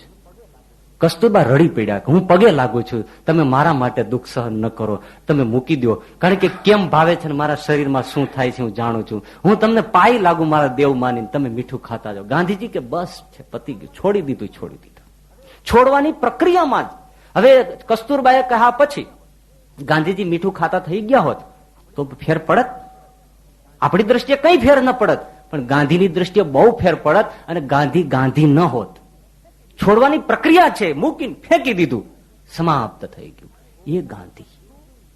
છોડવું વસ્તુ, વૃથાને ફેંકવું, દુર્ગુણ માની જે ફેંકવાની જે પ્રક્રિયા છે એમાં જીવનની ચમત્કૃતિ સમાયેલી છે. એટલે જીવનમાં જે વૃથા છે, રાગ, દ્વેષ, ઈર્ષા, મદ, મત્સર, અહંકાર, આપણી દિવ્ય પ્રતિમા, પ્રભુની પ્રતિમા એને આવરિત કરી રાખી છે. હિરણ્યમયેન પાત્રેણ. આ બધા એવા અમુક તત્વો છે જેને આપણી પ્રતિમાને દબાવી દીધી છે. એ વૃથાને ઉખેડીને જ ફેંકવાની છે. એને ફેંકે અંદરથી દિવ્ય મૂર્તિ નિર્માણ થાય. અને મહાન વ્યક્તિઓ તમે જોજો, દિવ્ય વિભૂતિ જોજો, નાની નાની બાબતોમાં નાના નાના દોષ પ્રત્યે એટલી સજાગ હોય છે કે એમાંથી જેની વિભૂતિ કંડારાતી હોય. નાની નાની બાબતો પ્રત્યે. એક 17 વર્ષનો છોકરો અમેરિકામાં પેપર નાખવા જાય. આપણે કહ્યું ને કે પોતાના પગભર હોય યુવાનો, સવારમાં અખબાર નાખવા જાય બધાને ત્યાં. પણ એક મોટર માલિક, એટલે જે મોટરો બનાવે ને, મોટર કાર, એની ફેક્ટરી ચલાવવા વાળો માલિક, એને ત્યાં આ છોકરો છાપું નાખવા આવે. પણ છાપું નાખવા આવે એટલે 7નો ટકોરો એની ઘડિયાળમાં પડે અને પગથિયા ઉપર છાપવું પડે. એક દિવસ નહીં, 1 વર્ષ સુધી આ મોટરના ફેક્ટરીના માલિકે જોયું, 7નો ટકોરો પડે અને પગથિયે પેપર પડે. આ છોકરો અદભુત છે. એક દિવસ અંદર બોલાયો, ભાઈ અહીંયા આવતો, અખબાર તમે રોજ નાખો છો? કહ્યું હા. 7? હા સાહેબ, હું નિયમિત રીતે આવી જાઉં છું, 7 વાગે અખબાર નાખું છું. તો તમારે અખબાર જ વેચવા છે કે હું કઈ કામ બતાવું તો કરશો? કામ બતાવું છું તો કરીશ. જો પ્રસિદ્ધ મોટર છે એ ફેક્ટરીનો હું માલિક છું, આપને મારે ત્યાં આવવાનું છે. આજે જ આવી જજો, નહીં આવો તો હું તમને ખોળવા આવીશ. ના સાહેબ હું આવી જઈશ. કેટલા વાગે? એટલા વાગે હાજર થઈ ગયો અને થોડા સમયમાં સંપૂર્ણ ફેક્ટરીનું મેનેજમેન્ટ એ છોકરાને સોંપી દીધું. એક જ વસ્તુથી. કેટલી નિયમિતતા! જીવનને નાની બાબત કેટલી શોભાવી દે, કેટલી ઊંચાઈ ઉપર પહોંચાડી દે. તો નિયમિતતા, સમય પાલન, સ્વચ્છતા, સભ્યતા, કોઈને આપણે મળવા જાય ત્યારે કેમ બોલવું, 5 માણસ ઉભા હોય ત્યારે કેમ વર્તવું, અજાણી વ્યક્તિ આવે તેનું કેમ સન્માન કરવું, ઘરમાં આપણે વડીલો બેઠા હોય, મહેમાનો આવ્યા ત્યારે કેમ ત્યાંથી વર્તન કરવું, આ જીવનનું ઘડતર છે. કેમ જમવું, ઘણા જમતા નથી આવડતું, ડોબું ખાણ ખાતું એમ ખાતો હોય. સભ્યતા છે. ઘણા ચાય પીતા હોય ને તો વાદી જેમ મોરલીને ફૂંક મારતા ઉડાડીને બીજાને ભરી મૂકે. નાની નાની બાબતો જીવનને શોભાવી દે છે. તો જીવનમાં જે વૃથા છે એને ફેંકી દેવું. અને ત્રીજી બાબત મહત્વની, ભૂલ સુધારણા. જીવનમાં ભૂલ થાય પણ એને સુધારવા દે. શિલ્પકાર હોય એ પ્રતિમાને કંડારતો હોય, પછી શું કરે તમે જોજો, ધ્યાનથી સાંભળજો, કે માણસ 5 ડગલા પાછો હટી અને જુએ કેમ લાગે છે. બરાબર છે ને? એ આમ દૂર જઈને જોવે. કારણ કે અમુક બાબતો એવી છે કે જે નજીકથી નથી દેખાતી, દૂર હઠો ત્યારે દેખાય છે. તો આપણી જે ભૂલો છે એ આપણને ન દેખાય. શું કામ? આપણે આપણી જાતથી એટલા નજીક છીએ કે આપણને એ ન દેખાય. એમ શિલ્પકાર પાછો હટી અને ભૂલ જુએ છે, સુધારે, આખી પ્રતિમાનું સૌંદર્ય બદલી જાય. એમ આપણે આપણી જાતથી થોડું બિલગ થઈ, જુદા થઈ અને નિહાળવું પડે. તો જુદું કઈ રીતે થવું? સમાજ આપણા વિશે શું બોલે છે? હું મારા વિશે તો બહુ સારી માન્યતા ધરાવું છું, પણ સમાજને કાન દેવાનું કે સમાજ મારા વિશે શું બોલે છે. હરદમ તુમ બેઠ ન રહો અપની હી ઇમારત મેં, હરદમ तुम बैठ न रहो अपनी ही इमारत में, कभी कभी खुद को पेश करो लोगों की अदालत में. દુનિયા તમારા વિશે શું કે છે એમાં તમારી જાતને મૂકી દો. એ શું બોલે છે ને કાન દો, ખબર પડે કે હું ખરેખર કેવો છું. અને પછી પોતાના જીવનમાં સુધાર કરે. અનુપમ શિલ્પ, અનુપમ જીવન શિલ્પ, દિવ્ય જીવન શિલ્પ નિર્માણ પામે. રામે અનુચરને મોકલ્યા, અયોધ્યામાં ફરો તો મિત્રો મારા વિશે સમાજ શું કહે છે. અને એક વાત લઈને આવ્યા કે સીતા વિશે સારું નથી બોલતા. રામે એ જ ક્ષણે, રામને સીતા પ્રત્યે પ્રેમ નહોતો એમ નહોતું, પણ રામે વિચાર કર્યો કે મેં આ સમાજને આટલા આદર્શો આપ્યા જીવનના, અને એમાં એક આટલી જ બાબત માટે જો મને સંપૂર્ણપણે ફેંકી દેતી હોય, મારા તમામ આદર્શોને સંપૂર્ણપણે ફેંકી દેવા તૈયાર થઈ હોય, તો મારે આ એક નાનકડી બાબત છે એના માટે કટિબદ્ધ થવું જોઈએ. અને એ જ ક્ષણે જીવનના તમામ આદર્શોને સાચવવા માટે એક નાનકડી બાબત માટે સીતાને લઈને જંગલમાં મૂકી દીધી. ઔરો કી અદાલત મેં પોતાની જાતને મૂકવી. એક વાત છે, નિંદકો જે ટીકાકારો હોય છે ને, આપણા વિશે જે વાત કરનારા હોય છે, એની આંખો આપણા જેવી નથી હોતી. એની આંખમાં માઇક્રોસ્કોપ ફિટ કરેલા હોય છે. એને ઝીણું ઝીણું બહુ દેખાય, બહુ ઝીણું દેખાય. એ આપણને ન દેખાય કારણ કે એની આંખ જ માઇક્રોસ્કોપ છે, બહુ ઝીણું દેખાય. અને એ ટીકાખોર છે, પણ નિંદક નૈયરે રાખી આંગન કૂટી છવાય, બિન પાણી બિન સાબુના નિર્મલ કરે સુહાય. એ આપણી જાતને ચોખ્ખી કરી નાખે, દોષ બતાવી જાય. આપણા ગુરુજી એમ કહેતા કે હું જે અત્યારે તેજ મળ્યું છે મને, કે મારી જે જાત ઘડાઈ છે એમાં મારા જે વિરોધ કરનારા છે ને મારી જે ટીકા કરનારા છે એમાંથી જ હું ઘડાયો છું. જો મારા આટલા ટીકાકારો ન હોત, આટલા વિરોધ કરનારાઓ ન હોત, તો મારું જીવન આવું તેજસ્વી ન હોત. વાત સાચી છે. જીવનને ઘડવાની જો એક દ્રષ્ટિ હોય તો ટીકામાંથી, નિંદામાંથી જ આપણી ભૂલ સુધરે છે. આ સંભવિત છે. અને એમાંય મધુર વાત તો એ છે કે જેની પાસે જીવનલક્ષી દ્રષ્ટિ છે એવો મહાપુરુષ જયારે આપણને કોઈ ટકોર કરે છે ત્યારે જીવનના મહાન ભાગ્ય ઉદય થાય. જેની પાસે કઈ જીવનની વાત છે, લક્ષ્ય છે, જેની પાસે જીવનની દ્રષ્ટિ જ ન હોય, એ કઈ કહેતો હોય તો એનું બહુ મૂલ્ય નથી. પણ જેની પાસે જીવનનું સત્વ છે ને એ કઈ ટકોર કરતો હોય તો માથે ચડાવી લેવું. એ તો મહાન ભાગ્ય ઉદય થયા હોય ત્યારે મળે. નહીતર જેની પાસે દ્રષ્ટિ નથી એની પાસે જઈએ ને બહુ તકલીફ થઈ જાય. એક ચિત્રકારે ચિત્ર બનાવ્યું અને એ મોડર્ન આર્ટ હતું. મોડર્ન આર્ટમાં તમને ખ્યાલ આવે ને, એ મોડર્ન આર્ટનું પિક્ચર એક ડોક્ટર મિત્રને જઈને બતાવ્યું. ડોક્ટરને કે આ જુઓ તો કેમ છે? તો ડોક્ટર કે આ કેસમાં પ્રોટીન યુક્ત ખોરાક અને વિટામિન્સની ખામી છે. એને બધા દર્દી જ દેખાય કે આમાં વિટામિન્સની ખામી છે, આને સારવાર આપવી જોઈએ. અરે મૂર્ખા, આ મોડર્ન આર્ટ છે.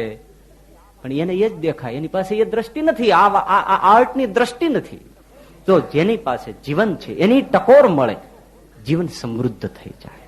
તો આ 3 બાબત, આદર્શ, વૃથાને દૂર કરવું, ભૂલ સુધારણા, એ 3 આપણે કરીએ તો જીવનની અનુપમ મૂર્તિઓ કંડારાય. આ એક રાજમાર્ગ છે. જેટલા મહાપુરુષો થયા, ભવિષ્યમાં જે થશે, મહાન વિભૂતિઓ નિર્માણ પામશે, એ આ રાજમાર્ગ ઉપર જ નિર્માણ પામી છે અને નિર્માણ પામશે. ઘણાના જીવનો આપણી સામે છે, આપણે સમજીએ છીએ, અને એવી વાતો કરવાની જરૂર નથી. પણ 1-2 બહુ સુંદર વાત છે, એ મને કહેવાનું મન થયું છે. ડોક્ટર હાર્વે કુશિંગ એ આધુનિક સર્જરીનો પિતા ગણાય. પોતાના થિયેટરમાં એક દર્દીને લીધો, ઓપરેશન શરૂ કર્યું, ત્યાં એક કર્મચારી આવીને કીધું કાનમાં, સાહેબ આપને ઘેરથી ફોન છે. જી શું છે? થોડું ગંભીર છે. હા શું થયું? આપના એકના એક દીકરાને મોટર અકસ્માત નડ્યો છે. Oh my God. આપને તાત્કાલિક ઘેર બોલાવે છે. ડોક્ટરે એમ કહ્યું કે જો છોકરાને અકસ્માત નડ્યો છે તો એને હોસ્પિટલ લાવો. તો કે સાહેબ કહી શકાય એવું નથી, પણ આપનો પુત્ર ઘટના સ્થળે જ મૃત્યુ પામ્યો છે. લાવી શકાય એવી સ્થિતિ છે નહીં, અને તાત્કાલિક આપને કુટુંબીઓ કરુણા આક્રંદ કરે છે અને આપે ત્યાં જવું પડે એવો ફોન છે. એ જ મિનિટે ડોક્ટર હાર્વે એ કર્મચારીને એમ કહ્યું કે મિત્ર, મારો દીકરો તો મૃત્યુ પામ્યો જ છે, પણ આ જે પેશન્ટ છે એનું ઓપરેશન કરું છું, લાંબુ છે, ગંભીર છે. જો હું અહીંથી જઈશ તો આ દર્દી પણ મરી જશે. મારો દીકરો તો મૃત્યુ પામ્યો જ. હવે આ એક નવલોહી આ બીજા દર્દીને હું મારી નાખું? માટે ઘેર ફોન કરી દો. સંપૂર્ણપણે આ દર્દી ભાનમાં આવશે ત્યારે જ હું ઘેર આવી શકીશ, ત્યાં સુધી નહીં આવી શકું. કેમ ધીરજ રહે? આ કંડારાયેલી સદગુણી પ્રતિમાઓ છે, કેમ બને? ભાવનગરની અંદર એક કુટુંબ લગ્નમાં ગયેલું અને ત્યાંથી પાછું ફર્યું તો રાત અડધી ભાંગી ગઈ હતી અને ઘરે આવ્યું. 11-12 વર્ષની છોકરી હતી. બધા કપડા તો નવા પહેરીને લગ્નમાં જતા હોય, તો એ દીકરીએ નવા કપડા પહેરેલા, પણ એ ભીડમાં એનું નવું ફ્રોક ફાટી ગયેલું. એટલે છોકરીને એમ થયું કે જો આ મારી મમ્મી જાણશે તો મને ઠપકો બહુ આપશે. એટલે ઘરમાં એક બાજુ જઈ સોય લઈ અને સાંધી લેવા માટે બેઠી, પણ સોય લઈ અને કપડું બરાબર કરવા માટે સોય એને હોઠમાં દબાવી. એમાં એની માએ બૂમ પાડી, બેટા દીકરી. અને આનાથી ભય થઈ ગયો. મારી મા બોલાવી, એક તો છાનુમની કામ કરતી હતી સાંધવાનું, અને માએ બૂમ પાડી, એવી ધ્રુજી ગઈ. ધ્રુજી ભેળી સોય ગળામાં ઉતરી ગઈ અને સીધી ગળામાં ફસાઈ ગઈ. એકદમ ચીસ નીકળી ગઈ. માએ આવીને જોયું, છોકરીના બાપને ખબર પડી. આખું ઘર ઉભું રહી ગયું. છોકરી જીવન મરણ વચ્ચે ઝોલા ખાય. ગાડીમાં બેસાડી, ડોક્ટરના બારણા ખટખટાવ્યા. ડોક્ટરે કેસ જોયો, આમાં મારું કામ નથી, હોસ્પિટલમાં દાખલ કરો. ડોક્ટરનો સંપર્ક કર્યો. ડોક્ટર કહ્યું કે આમાં મારું કામ નથી. બીજાનો કહ્યું, બીજો કે હું અડધી રાતે કામ લેવા તૈયાર નથી, સવારે લઉં. અને દીકરી જીવન મરણ વચ્ચે આમ ઝૂલે. કોઈ ડોક્ટર કર્તવ્ય નિભાવતો નથી. એક ડોક્ટર લગ્નના માંડવા તરફ જાય છે. 2:30 વાગે એનો લગ્નમાં હસ્ત મેળાપ છે, એ ડોક્ટરને ખબર પડી. અને એ જ ક્ષણે ડોક્ટરે રાતના 1 વાગે, 2:30 વાગે એને માંડવામાં હસ્ત મેળાપ છે. 1 વાગે ત્યાં મોડીઓ મૂકી, તલવાર શ્રીફળ મૂકી, અને ડોક્ટરે કહ્યું, ભાઈ હું હોસ્પિટલ જાઉં છું. અને છોકરીને ઓપરેશન થિયેટરમાં લીધી. 3 કલાકની સખત મહેનત, ધીમેથી એ ગળામાંથી સોય કાઢી. છોકરી જીવતી રહી ગઈ. ડોક્ટર પાછો ફર્યો અને કહ્યું કે હવે અત્યારે મારા લગ્નનું મુહૂર્ત છે, હું અત્યારે પરણી શકું, એ પહેલા ન પરણી શકું. અને ત્યારે ડોક્ટર પરણ્યો. પણ કોણ નીકળે આમ? આજે પણ ભાવનગરની હોસ્પિટલમાં કાચની બરણીમાં એ સોય આમ રાખવામાં આવી છે કે એક માનવતાવાદી ડોક્ટરનું જીવનનું પ્રતીક છે. બોલો, ભાવનગરના દિવાન સર પ્રભાશંકર પટણી એ ભાવનગરની બજારમાં એના સંબંધીઓની સાથે ફરવા નીકળ્યા. તે એક આવ્યો માણસ, પણ ચીથરે હાલ અને ગરીબ માણસ હશે તો પટણી સાહેબની સામે જોઈને કે, એ પટણા, દિવાન હો ભાવનગરનો, એ પટણા, તું આમ ઉજળા બગલા જેવા ધોળા લુગડા પહેરીને આટા મારસ અને જલસા ઠોકસ, આમ મારી સામે તો જો મારે પહેરવાના લુગડા છે, મૂર્ખા. દિવાન સાહેબને, અને દિવાન એ વખતનો રજવાડાનો સર પ્રભાશંકર પટણી, ઋષિ કહેવાય. એને હાથ જોડ્યા. હા જી ભાઈ, અહીંયા આવો, મારા ખિસ્સામાં અત્યારે 200 રૂપિયા જ છે, વધારે જોઈએ તો પછી મળજો, અત્યારે સગવડતા નથી, હો, રાજી રહેજો. પેલો માણસ સ્તબ્ધ થઈ ગયો. આવી તો અપેક્ષા જ ન હોય ને કે જેને હું કોઈ, એ પટણા અને રૂપિયા દે. પણ સ્તબ્ધ થઈ ગયો માણસ, તો જતો રહ્યો. એના સંબંધીઓએ કહ્યું, સાહેબ આ કેવી વાત છે, તમને જે ગાળો દીધી, તરછોડે, તિરસ્કાર, અપમાન, એને તમે પૈસા આપો. કહ્યું ભાઈ એને જ મારું સાચું જીવન દર્શન કરાવ્યું છે, આ સાચો મારો પ્રેમી છે. બાકી જ્યાં જાઉં, ઇંગ્લેન્ડ વિલાયત જાઉં, બધે મને આદરથી માન વાચકથી સૌ બોલાવે છે, પણ એ તો કઈ સ્વાર્થ હોય તોય આદર આપે છે. આ માણસે જેવી વાસ્તવિકતા હતી એવી રજૂ કરી. એના દિલમાં પ્રેમ હશે ને કે અમારું દુઃખ દૂર કરનારો પટણી સાહેબ છે ને અમારી સામે કેમ નથી જોતો, માટે મેં એને રૂપિયા આપ્યા. કોણ કરી શકે? ગ્રીસની અંદર સોક્રેટિસ ઘરના આંગણાની બહાર બેઠો બેઠો હલકું કોદરા જેવું કઈ ધાન્ય તો સાફ કરતો હતો ખાવા માટે. ત્યાં એના ઓળખીતા 2-5 જણા નીકળ્યા અને એમણે કીધું, દોસ્ત શું કરે છે? તો કે જરા ધાન્ય સાફ કરી નાખો, અંદર બહુ કસ્તર અને કાંકરા બહુ છે. એટલે પેલા કહ્યું કે મિત્ર, આપણા સમ્રાટની જો થોડીક તું ખુશામત કરતા શીખ્યો હોત તો તારે આવું હલકું ધાન્ય ખાવું ન પડત. ત્યારે સોક્રેટિસે બહુ સરસ જવાબ આપ્યો કે તમે જો હલકું ધાન્ય ખાવાનું શીખી ગયા હોત તો તમારે સમ્રાટની ખુશામત કરવી ન પડત. કેટલા આદર્શો, કેટલું જીવ્યા, તો મહાન વિભૂતિઓ જીવી ગઈ છે. એ જીવન છે. બાકી જે જીવન દેખાય છે એ જીવન નથી.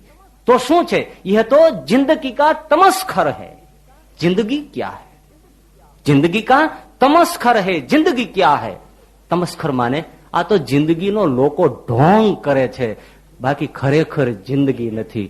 માટે જિંદગી ખરેખરી જીવવી હોય તો જેટલું કંઈક જીવનમાં કેળવાય એના માટે કટિબદ્ધ 4 પરિબળો છે એને ફેંકી દેવાના છે. ખોટો ઈશ્વરવાદ, ભાગ્યવાદ, સત્તા અને સંપત્તિનો આપણો અભિગમ, અને ચોથું સુરક્ષિતતા. એમાંથી બચી અને માણસે 3 વસ્તુને અપનાવવાની. જીવનમાં પરમ ઊંચો આદર્શ મહાપુરુષોનો, કોઈ એવા વિભૂતિઓનો આદર્શ જીવનમાં આવે. બીજી વસ્તુ કે વૃથા જીવનમાં અસત્ય છે, એ ખોટું છે, એટલું બધું ફેંકી દેવાનું, દુર્ગુણ માનીને ફેંકી દેવાનું. સુખ આપે તો પણ દુર્ગુણ માનીને એ વૃથાને ફેંકી દેવાનું.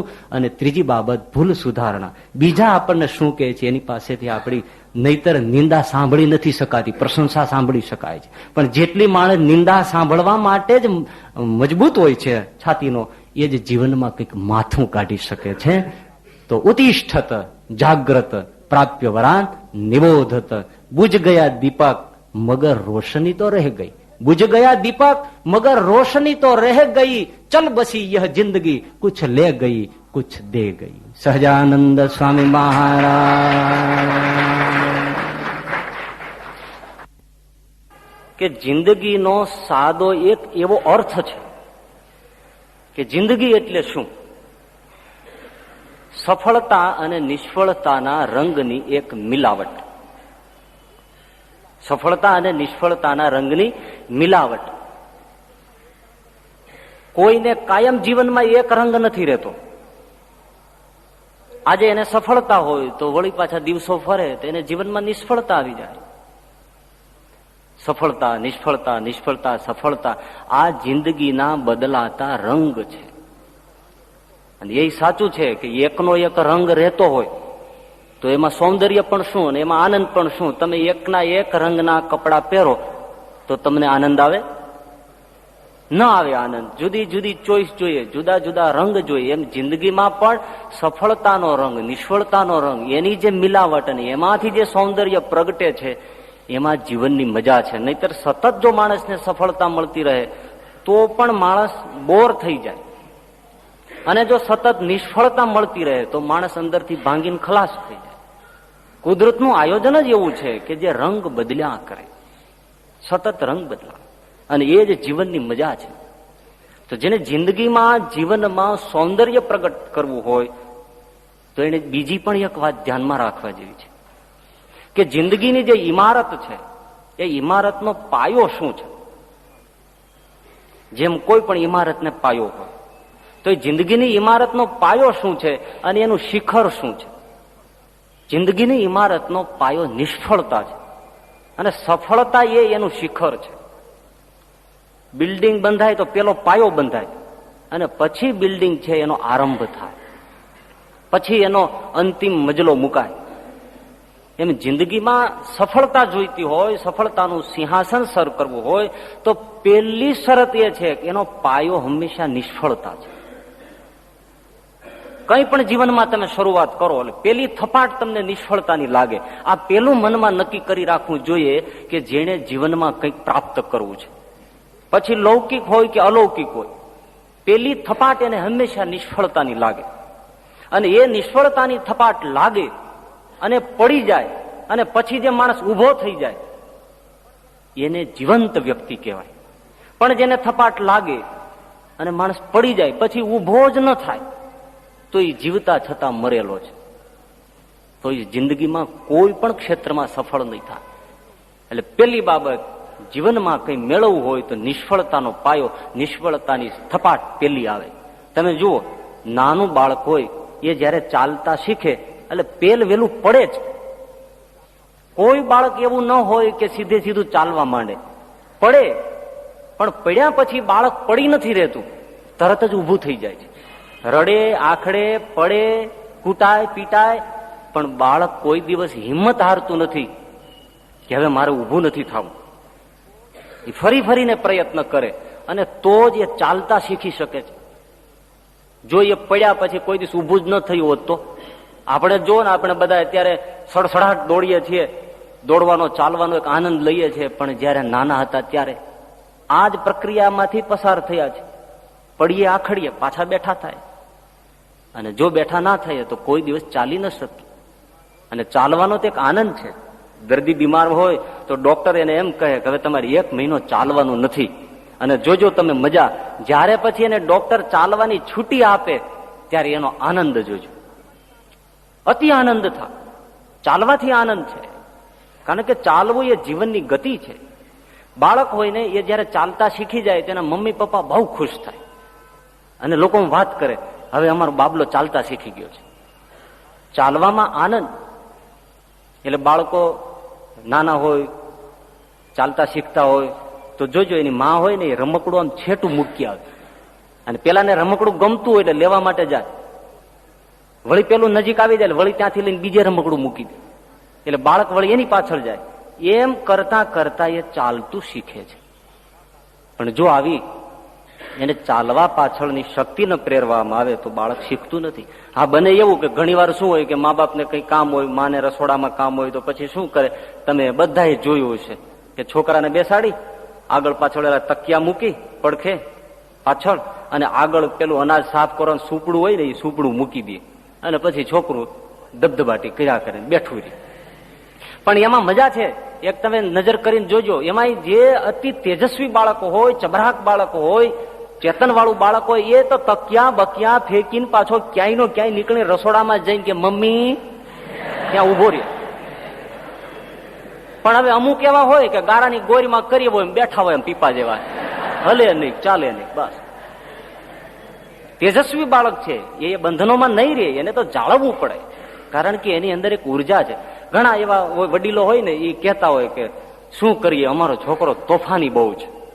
બાળક તોફાન કરે ને તો માતા પિતાએ હંમેશા ખુશ થવું, કારણ કે એની અંદર ઉર્જા છે. અને જે એ ઉર્જાને મારી નાખે છે એ બાળક છે ને, એને નાની ઉંમરમાં જો તમે પ્રૌઢ કરી નાખો તો જિંદગીમાં જલ્દી એ દુર્ગુણોમાં સપડાઈ જાય છે. મસ્તી કરવી, ખેલકૂદ કરવી, રમવું, ઉછળવું, કૂદવું એ બાળકનો સહજ સ્વભાવ છે અને એમાં જ બાળકનો વિકાસ છે. ભગવાન શ્રી કૃષ્ણ જુઓ ગોકુળમાં શું કરતા હતા, ધમાલ. દિવસભરમાં કેટલી ગોપીઓની ફરિયાદ આવે, કેટલા તોફાનના ફરિયાદ આવે. બાલ ઘનશ્યામ પણ એમને કેટલા ફરિયાદો આવે, મોટા ભાઈને ક્યારેક લાફો ઉગામવો પડે, ઠપકો આપવો પડે. બાળકની અંદર ચેતન છે, એને કોઈ દિવસ તોફાન કરતો અટકાવીને પ્રૌઢ ન કરાય, વિકસે છે. તો બાળકનું પેલું ચાલતા શીખે ત્યારે એ પડે પણ પાછો ઉભો થાય. બસ એ જીવનનો વિકાસ છે. જેને સફળતા મેળવી હોય જિંદગીમાં તો એને નક્કી કરી રાખવું કે નિષ્ફળતામાંથી જ સફળતા પ્રગટતી હોય છે. અબ્રાહમ લિંકન એ જયારે થોડો સુધારાવાદી વલણ લઈ અને માનવતાવાદી કાર્ય કરવા માંગતા હતા, રાજકારણની અંદર ચૂંટણીમાં ઉભા રહેતા, પણ વારંવાર એ માણસ નિષ્ફળ જતો. એમાં જયારે સેનેટની ચૂંટણીમાં એની સામે હરીફ ડગલાસ હતો અને એ બહુ જેમ તેમ બોલવા વાળો માણસ. લિંકનને એમ હતું કે આ વખતે હું જીતી જાઉં, આખી રાત સુધી તાર ઓફિસમાં બેઠા બેઠા પરિણામોને સાંભળ્યા કરે, શું થયું શું થયું. અને એમાં જયારે છેલ્લે એને સાંભળ્યું કે હવે મારે કોઈ જીતવાનો ચાન્સ નથી, અને ભારે હૈયે લિંકન એ તાર ઓફિસ છોડીને ઘરે પાછો ફર્યો. ઘરે પહોંચ્યો, સવારે ઉઠ્યો, બગીચામાં જરા ગમગીન ચહેરે ચાલતો હતો, એમાં એ પગ લપસ્યો, પણ લપસતા લપસતા રહી ગયો. અને એમાંથી માણસ કેટલું તત્વજ્ઞાન સમજી ગયો કે it is a sleep not a fall. આ તો ખાલી પગ લપસ્યો છે, પણ હું કઈ પીડ્યો નથી. મારે ઊભું થઈ જવું જોઈએ, ભલે હું સેનેટની ચૂંટણી હારી ગયો હું. પણ એમ હજી વિચારે ન વિચારે ત્યાં સામે જ એક નજર કરી તો એક વૃક્ષ નાનકડો ફૂલ છોડ હતો, ફૂલ છોડમાં એક ફૂલ ખીલ્યું હતું, અને ફૂલ ઉપર એક ભમરો બેઠો હતો. જોરમાં થોડો પવન વાતો હતો, છતાંય એ ભમરો ફૂલને છોડતો નહોતો. ત્યારે લિંકને કહ્યું કે ઓહો, એક રસ ચૂસવા માટે ભમરો આટલા પવનની સામે ટકીને ફૂલ છોડ કેટલો ઝૂકે છે, નમે છે, ફંગોળાય છે, છતાં રસ મૂકતો નથી, તો મારે પણ જીવનનું લક્ષ્ય મૂકવું ન જોઈએ. અને લિંકન ફરી એમ જ વળગી રહ્યો, અને બીજા જ વર્ષે એ અમેરિકાનો પ્રેસિડન્ટ થઈને ઉભો રહ્યો, અને માનવતાવાદી કાર્યો કરી વિશ્વમાં એ અમર નામના કામી કર્યો. પતન માણસનું થતું હોય, દેખાતું હોય, પણ એટલો ખાલી એમ કે આ એક ખાલી સ્લીપ છે. ચકલા તમે જોજો, ઘરમાં એને આપણે કોઈ જગ્યા ફાવી જાય અને પછી માળો બાંધતા હોય એટલે આપણને સેજે ફાવે નહીં. ઘરની અંદર એ માળા મંડે કરવા એટલે તરત જ આપણે ઉખેડી ઉખેડી નાખ્યા કરીએ, પણ હજી નાખીને બહાર જાવ તો એના ત્રણસના વિલીને પાછો ચકલું આવે. વળી પાછું તમે નાખી દો તો વળી પાછું લઈને આવે. દિવસમાં ગમે તેટલી વાર તમે એનો માળો તોડી નાખો નહીં, પાછું પાછું ફરી ફરીને જ આવે. એમ નહીં, પછી તમે રોજ આવું કરો ને તો થોડા દિવસ પછી તો એ આપણી મશ્કરી કરતો હોય ને, એમ જેમ આપણે ઉભા થઈને એટલે તરત ભાગી જાય, ત્યાંથી આમ ચીચી ચીચી ચીચી કરે, આપણી મશ્કરી કરે. અને તમે જોજો, સાંભળજો એનો ચહેરો કે આપણી મશ્કરી ઉડાવે, તું ગમે તેમ કરીને હું માળો બાંધીને જ રહીશ. અને એક દિવસ એવો આવે કે ખબર ના પડે, આપણે કઈ લે આ માળો ક્યારે બાંધી નાખ્યો પાછો. પછી માણસ એમ કે ભાઈ જોજે હો દીકરા, ભાઈ એની અંદર ઈંડા મૂકી દીધા હોય તો વળી પાછું પાપ લાગશે. અને જ્યાં જુએ તે ઈંડા મૂકી દીધા હોય, પછી કે હવે ભલે રહ્યું ભલે રહ્યું. એક ચકલું પણ જીવનમાં હાર નથી પામતું. આપણે માનીએ છીએ અમારું ઘર છે, પણ એ એમ કે છે કે મેં આ ભાડે લીધો ફ્લેટ, એ પોતાનું માનીને બેસે છે. કરતો લાળ કરોળિયો, કેટલી વાર પડે પણ પાછો તરત બેઠો થઈ જાય. એ ત્યાં પડી નથી રહેતો, અને જો પડી રહે તો એ જીવનમાં નિષ્ફળ જતો. નિષ્ફળતાની બાબતમાં બીજી પણ એક વિચારણી બાબત છે. ગાંધીજી બેરિસ્ટરનો અભ્યાસ કરી ચુક્યા, પણ એક વકીલાત કરવાની રૂએ ગાંધીજી નિષ્ફળ ગયેલા. વકીલાત એમને ન ફાવી, એટલું નહીં, એની ડિગ્રી ઉપર એ ક્યાંય નોકરી ન મેળવી શક્યા, શિક્ષકની, એમાં પણ એ નિષ્ફળ ગયા. પરિણામ એ આવ્યું કે એ જ વ્યક્તિ ભારતના ભાગ્ય વિધાતા બન્યા. નોકરીની દ્રષ્ટિએ, બેરિસ્ટરીની દ્રષ્ટિએ નિષ્ફળ ગયા. એમાંથી સમજવાનું એટલું છે કે આપણે જે દ્વારેથી આપણે હારીએ છીએ તો કુદરતે હજી આપણા માટે કંઈક બીજું જ બહારનું તૈયાર રાખ્યું હોય છે ને એ આપણી રાહ જોતું હોય છે. જો ગાંધીજી સફળ વકીલ થઈ ગયા હોત કે શિક્ષકની નોકરી ફાવી ગઈ હોત તો ભારતને આવો મહાત્મા ન મળત. એટલે આપણે જ્યાં નિષ્ફળતા જતી હોય છે ત્યાંથી માણસે હારવું ન જોઈએ, તરત એમ વિચારવું જોઈએ કે હજી કુદરતે કદાચ મારા માટે બીજું ડોર નક્કી કરી રાખ્યું છે, મારી જે શક્તિઓ છે એ હજી ક્યાંક મારી રાહ જોતી હશે, એમ માનીને માણસ એની પ્રતીક્ષા કરતો રહે. એટલું જ નહીં, એની શોધમાં મંડી પડે. એટલે દુનિયામાં બે પ્રકારના વલણ છે, જરા આમ તમે ધ્યાનથી સાંભળો. એક છે આશાવાદી અને બીજું નિરાશાવાદી. બે વલણ, એટીટ્યુડ. એક આશાવાદી અને બીજું નિરાશાવાદી. Positive thinking, negative thinking. સકારાત્મક વલણ, નકારાત્મક વલણ. જે આશાવાદી છે એ જિંદગીમાં હર કોઈ ક્ષેત્રમાં જીતી જાય, અને નિરાશાવાદી જે છે એ દરેક ક્ષેત્રમાં નિષ્ફળ જાય. એટલું નહીં, આશાવાદી છે એને દરેક બાબતમાં પ્રગતિના સ્વપ્ના દેખાય, અને નિરાશાવાદી હોય એને તમે જુઓ તો કોઈ પણ બાબતમાં એને અધઃપતનની જ સંકલ્પના જાગે, પતનની જ એને ગંધ આવે, અને પડતું જ વેણ બોલે. એનામાં ખુમારી ભર્યું વેણ નહીં હોય, કારણ કે નિરાશાવાદી છે. એક ગામનું તોરણ બંધાતું હતું. તોરણ એટલે ખબર છે ને, નવું ગામ વસતું હોય એને તોરણ બંધાય એમ કહે. એટલે નવું ગામ વસતું હતું. એટલે ગામના બધા વડીલો એ બધું નક્કી કરતા હતા કે હવે અહીંયા આપણે શુભ મુહૂર્ત કરીએ, આ રીતે આમ રાખીએ, આ રીતનો વસવાટ રાખીએ. ત્યાં એક જણો બોલ્યો કે એ બધી વાત સાચી, પણ સ્મશાન ક્યાં બનાવશું? હજી ગામ વસવા દે, સ્મશાન એની મેળે નક્કી થશે, પણ એને શુભ વિચાર ન આવે. એનું બોલ, એનું ચિંતન એ હંમેશા મરણ તરફ, નિર્જીવતા તરફ ચાલ્યો જાય. એક શેઠ હતા, એ શેઠને નોકરની જરૂર હતી, ઇન્ટરવ્યુ લેવો પડે, પણ એનો ઇન્ટરવ્યુ હતો ને વિચિત્ર હતો.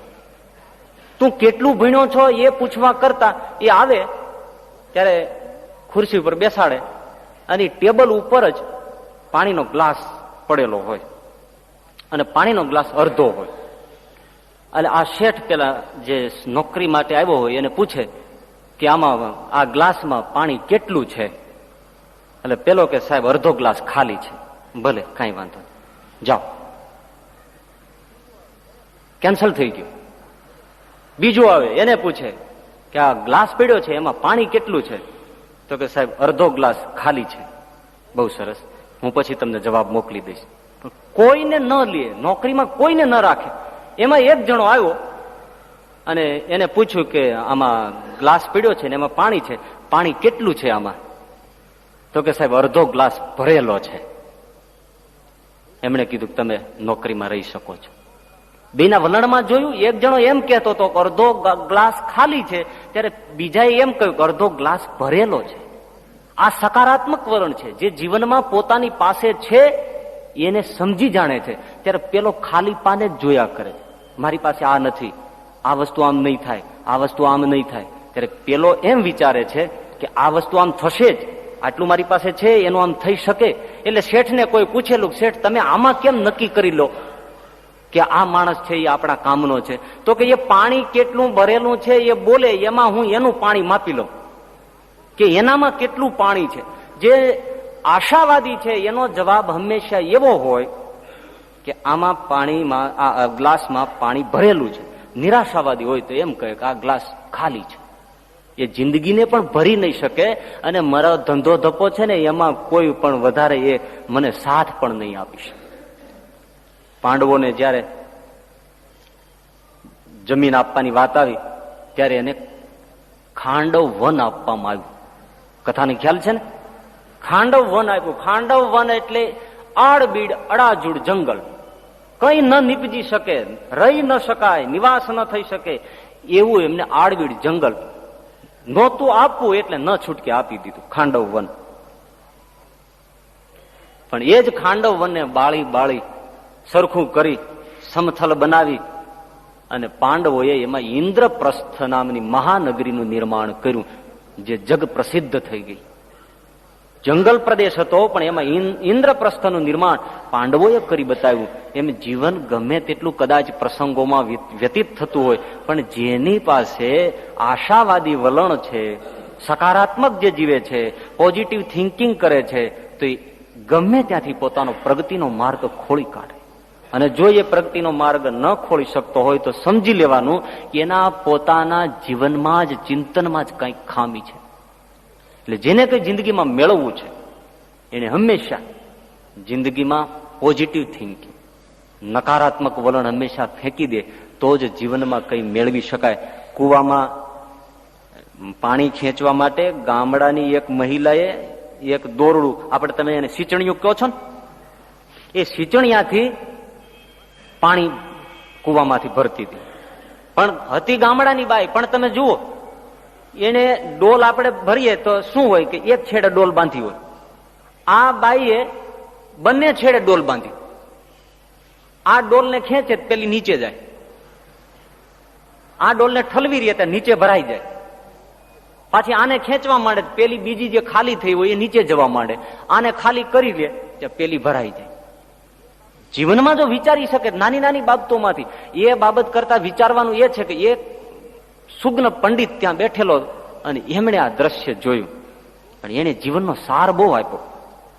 જયારે ડોલ એક ઉપર આવે છે અને એક ડોલ નીચે જાય છે ત્યારે સેજે બને કે બે ડોલ કુવાના મધ્ય ભાગમાં ક્યાંક તો ભેળી થાય ને, ત્યારે એમાંથી એમણે સરસ ઉપદેશ પેલા સુગ્ન પંડિતે આપ્યો કે આ બંને ડોલ છે એ બે બેનપણી છે, પણ એમાં એક રડે છે ને એક હસે છે. બીજાએ કહ્યું કે ભાઈ આ તમે કઈ રીતની વાત કરો? તો કે હા, એક રડે છે ને એક હસે છે. રડે છે કઈ ડોલ? આંસુઓ ચાલ્યા જાય છે. ઉપર જે ભરાઈને ડોલ આવે છે ને, જો તમે એના આંસુ પડે છે, અને જે નીચે જાય છે ને એ ખડખડાટ હસે છે. પેલી ખાલી જતી હોય એટલે હસતી હોય ને, એટલે એ હસે છે અને એક છે એ રડે છે. તો કે એનું કારણ તો કે બંનેના ચિંતનમાં ફેર છે. જે રડે છે એની પાસે પાણી ભરાયેલું છે, છતાંય વચ્ચે જયારે બે ભેળી થાય છે ત્યારે પેલાના કાનમાં એમ કે છે કે હમણાં હું ઉપર જઈશ એટલે ખાલી થઈ જઈશ, હમણાં હું ઉપર જઈશ એટલે ખાલી થઈ જઈશ. ત્યારે જે ખાલી થઈ ગઈ છે એ એમ પેલીને કેતી જાય છે હમણાં હું નીચે જાઉં છું, પણ હમણાં જોજે હું ભરાઈ જઈશ, હમણાં હું ભરાઈ જઈશ. આટલો જ ચિંતનમાં ફેર છે. જે એમ નક્કી કરે કે આજ નહીં તો કાલ મને જીવનમાં મળવાનું જ છે, આ હું મેળવી ચૂકીશ. ઈશ્વરનો માર્ગ પણ એવો છે કે એમાં જયારે માણસ શ્રદ્ધાને ગુમાવી દે, સફળતા વરવું હોય અને સંકલ્પને છોડી દે તો કાંઈ ન મળે.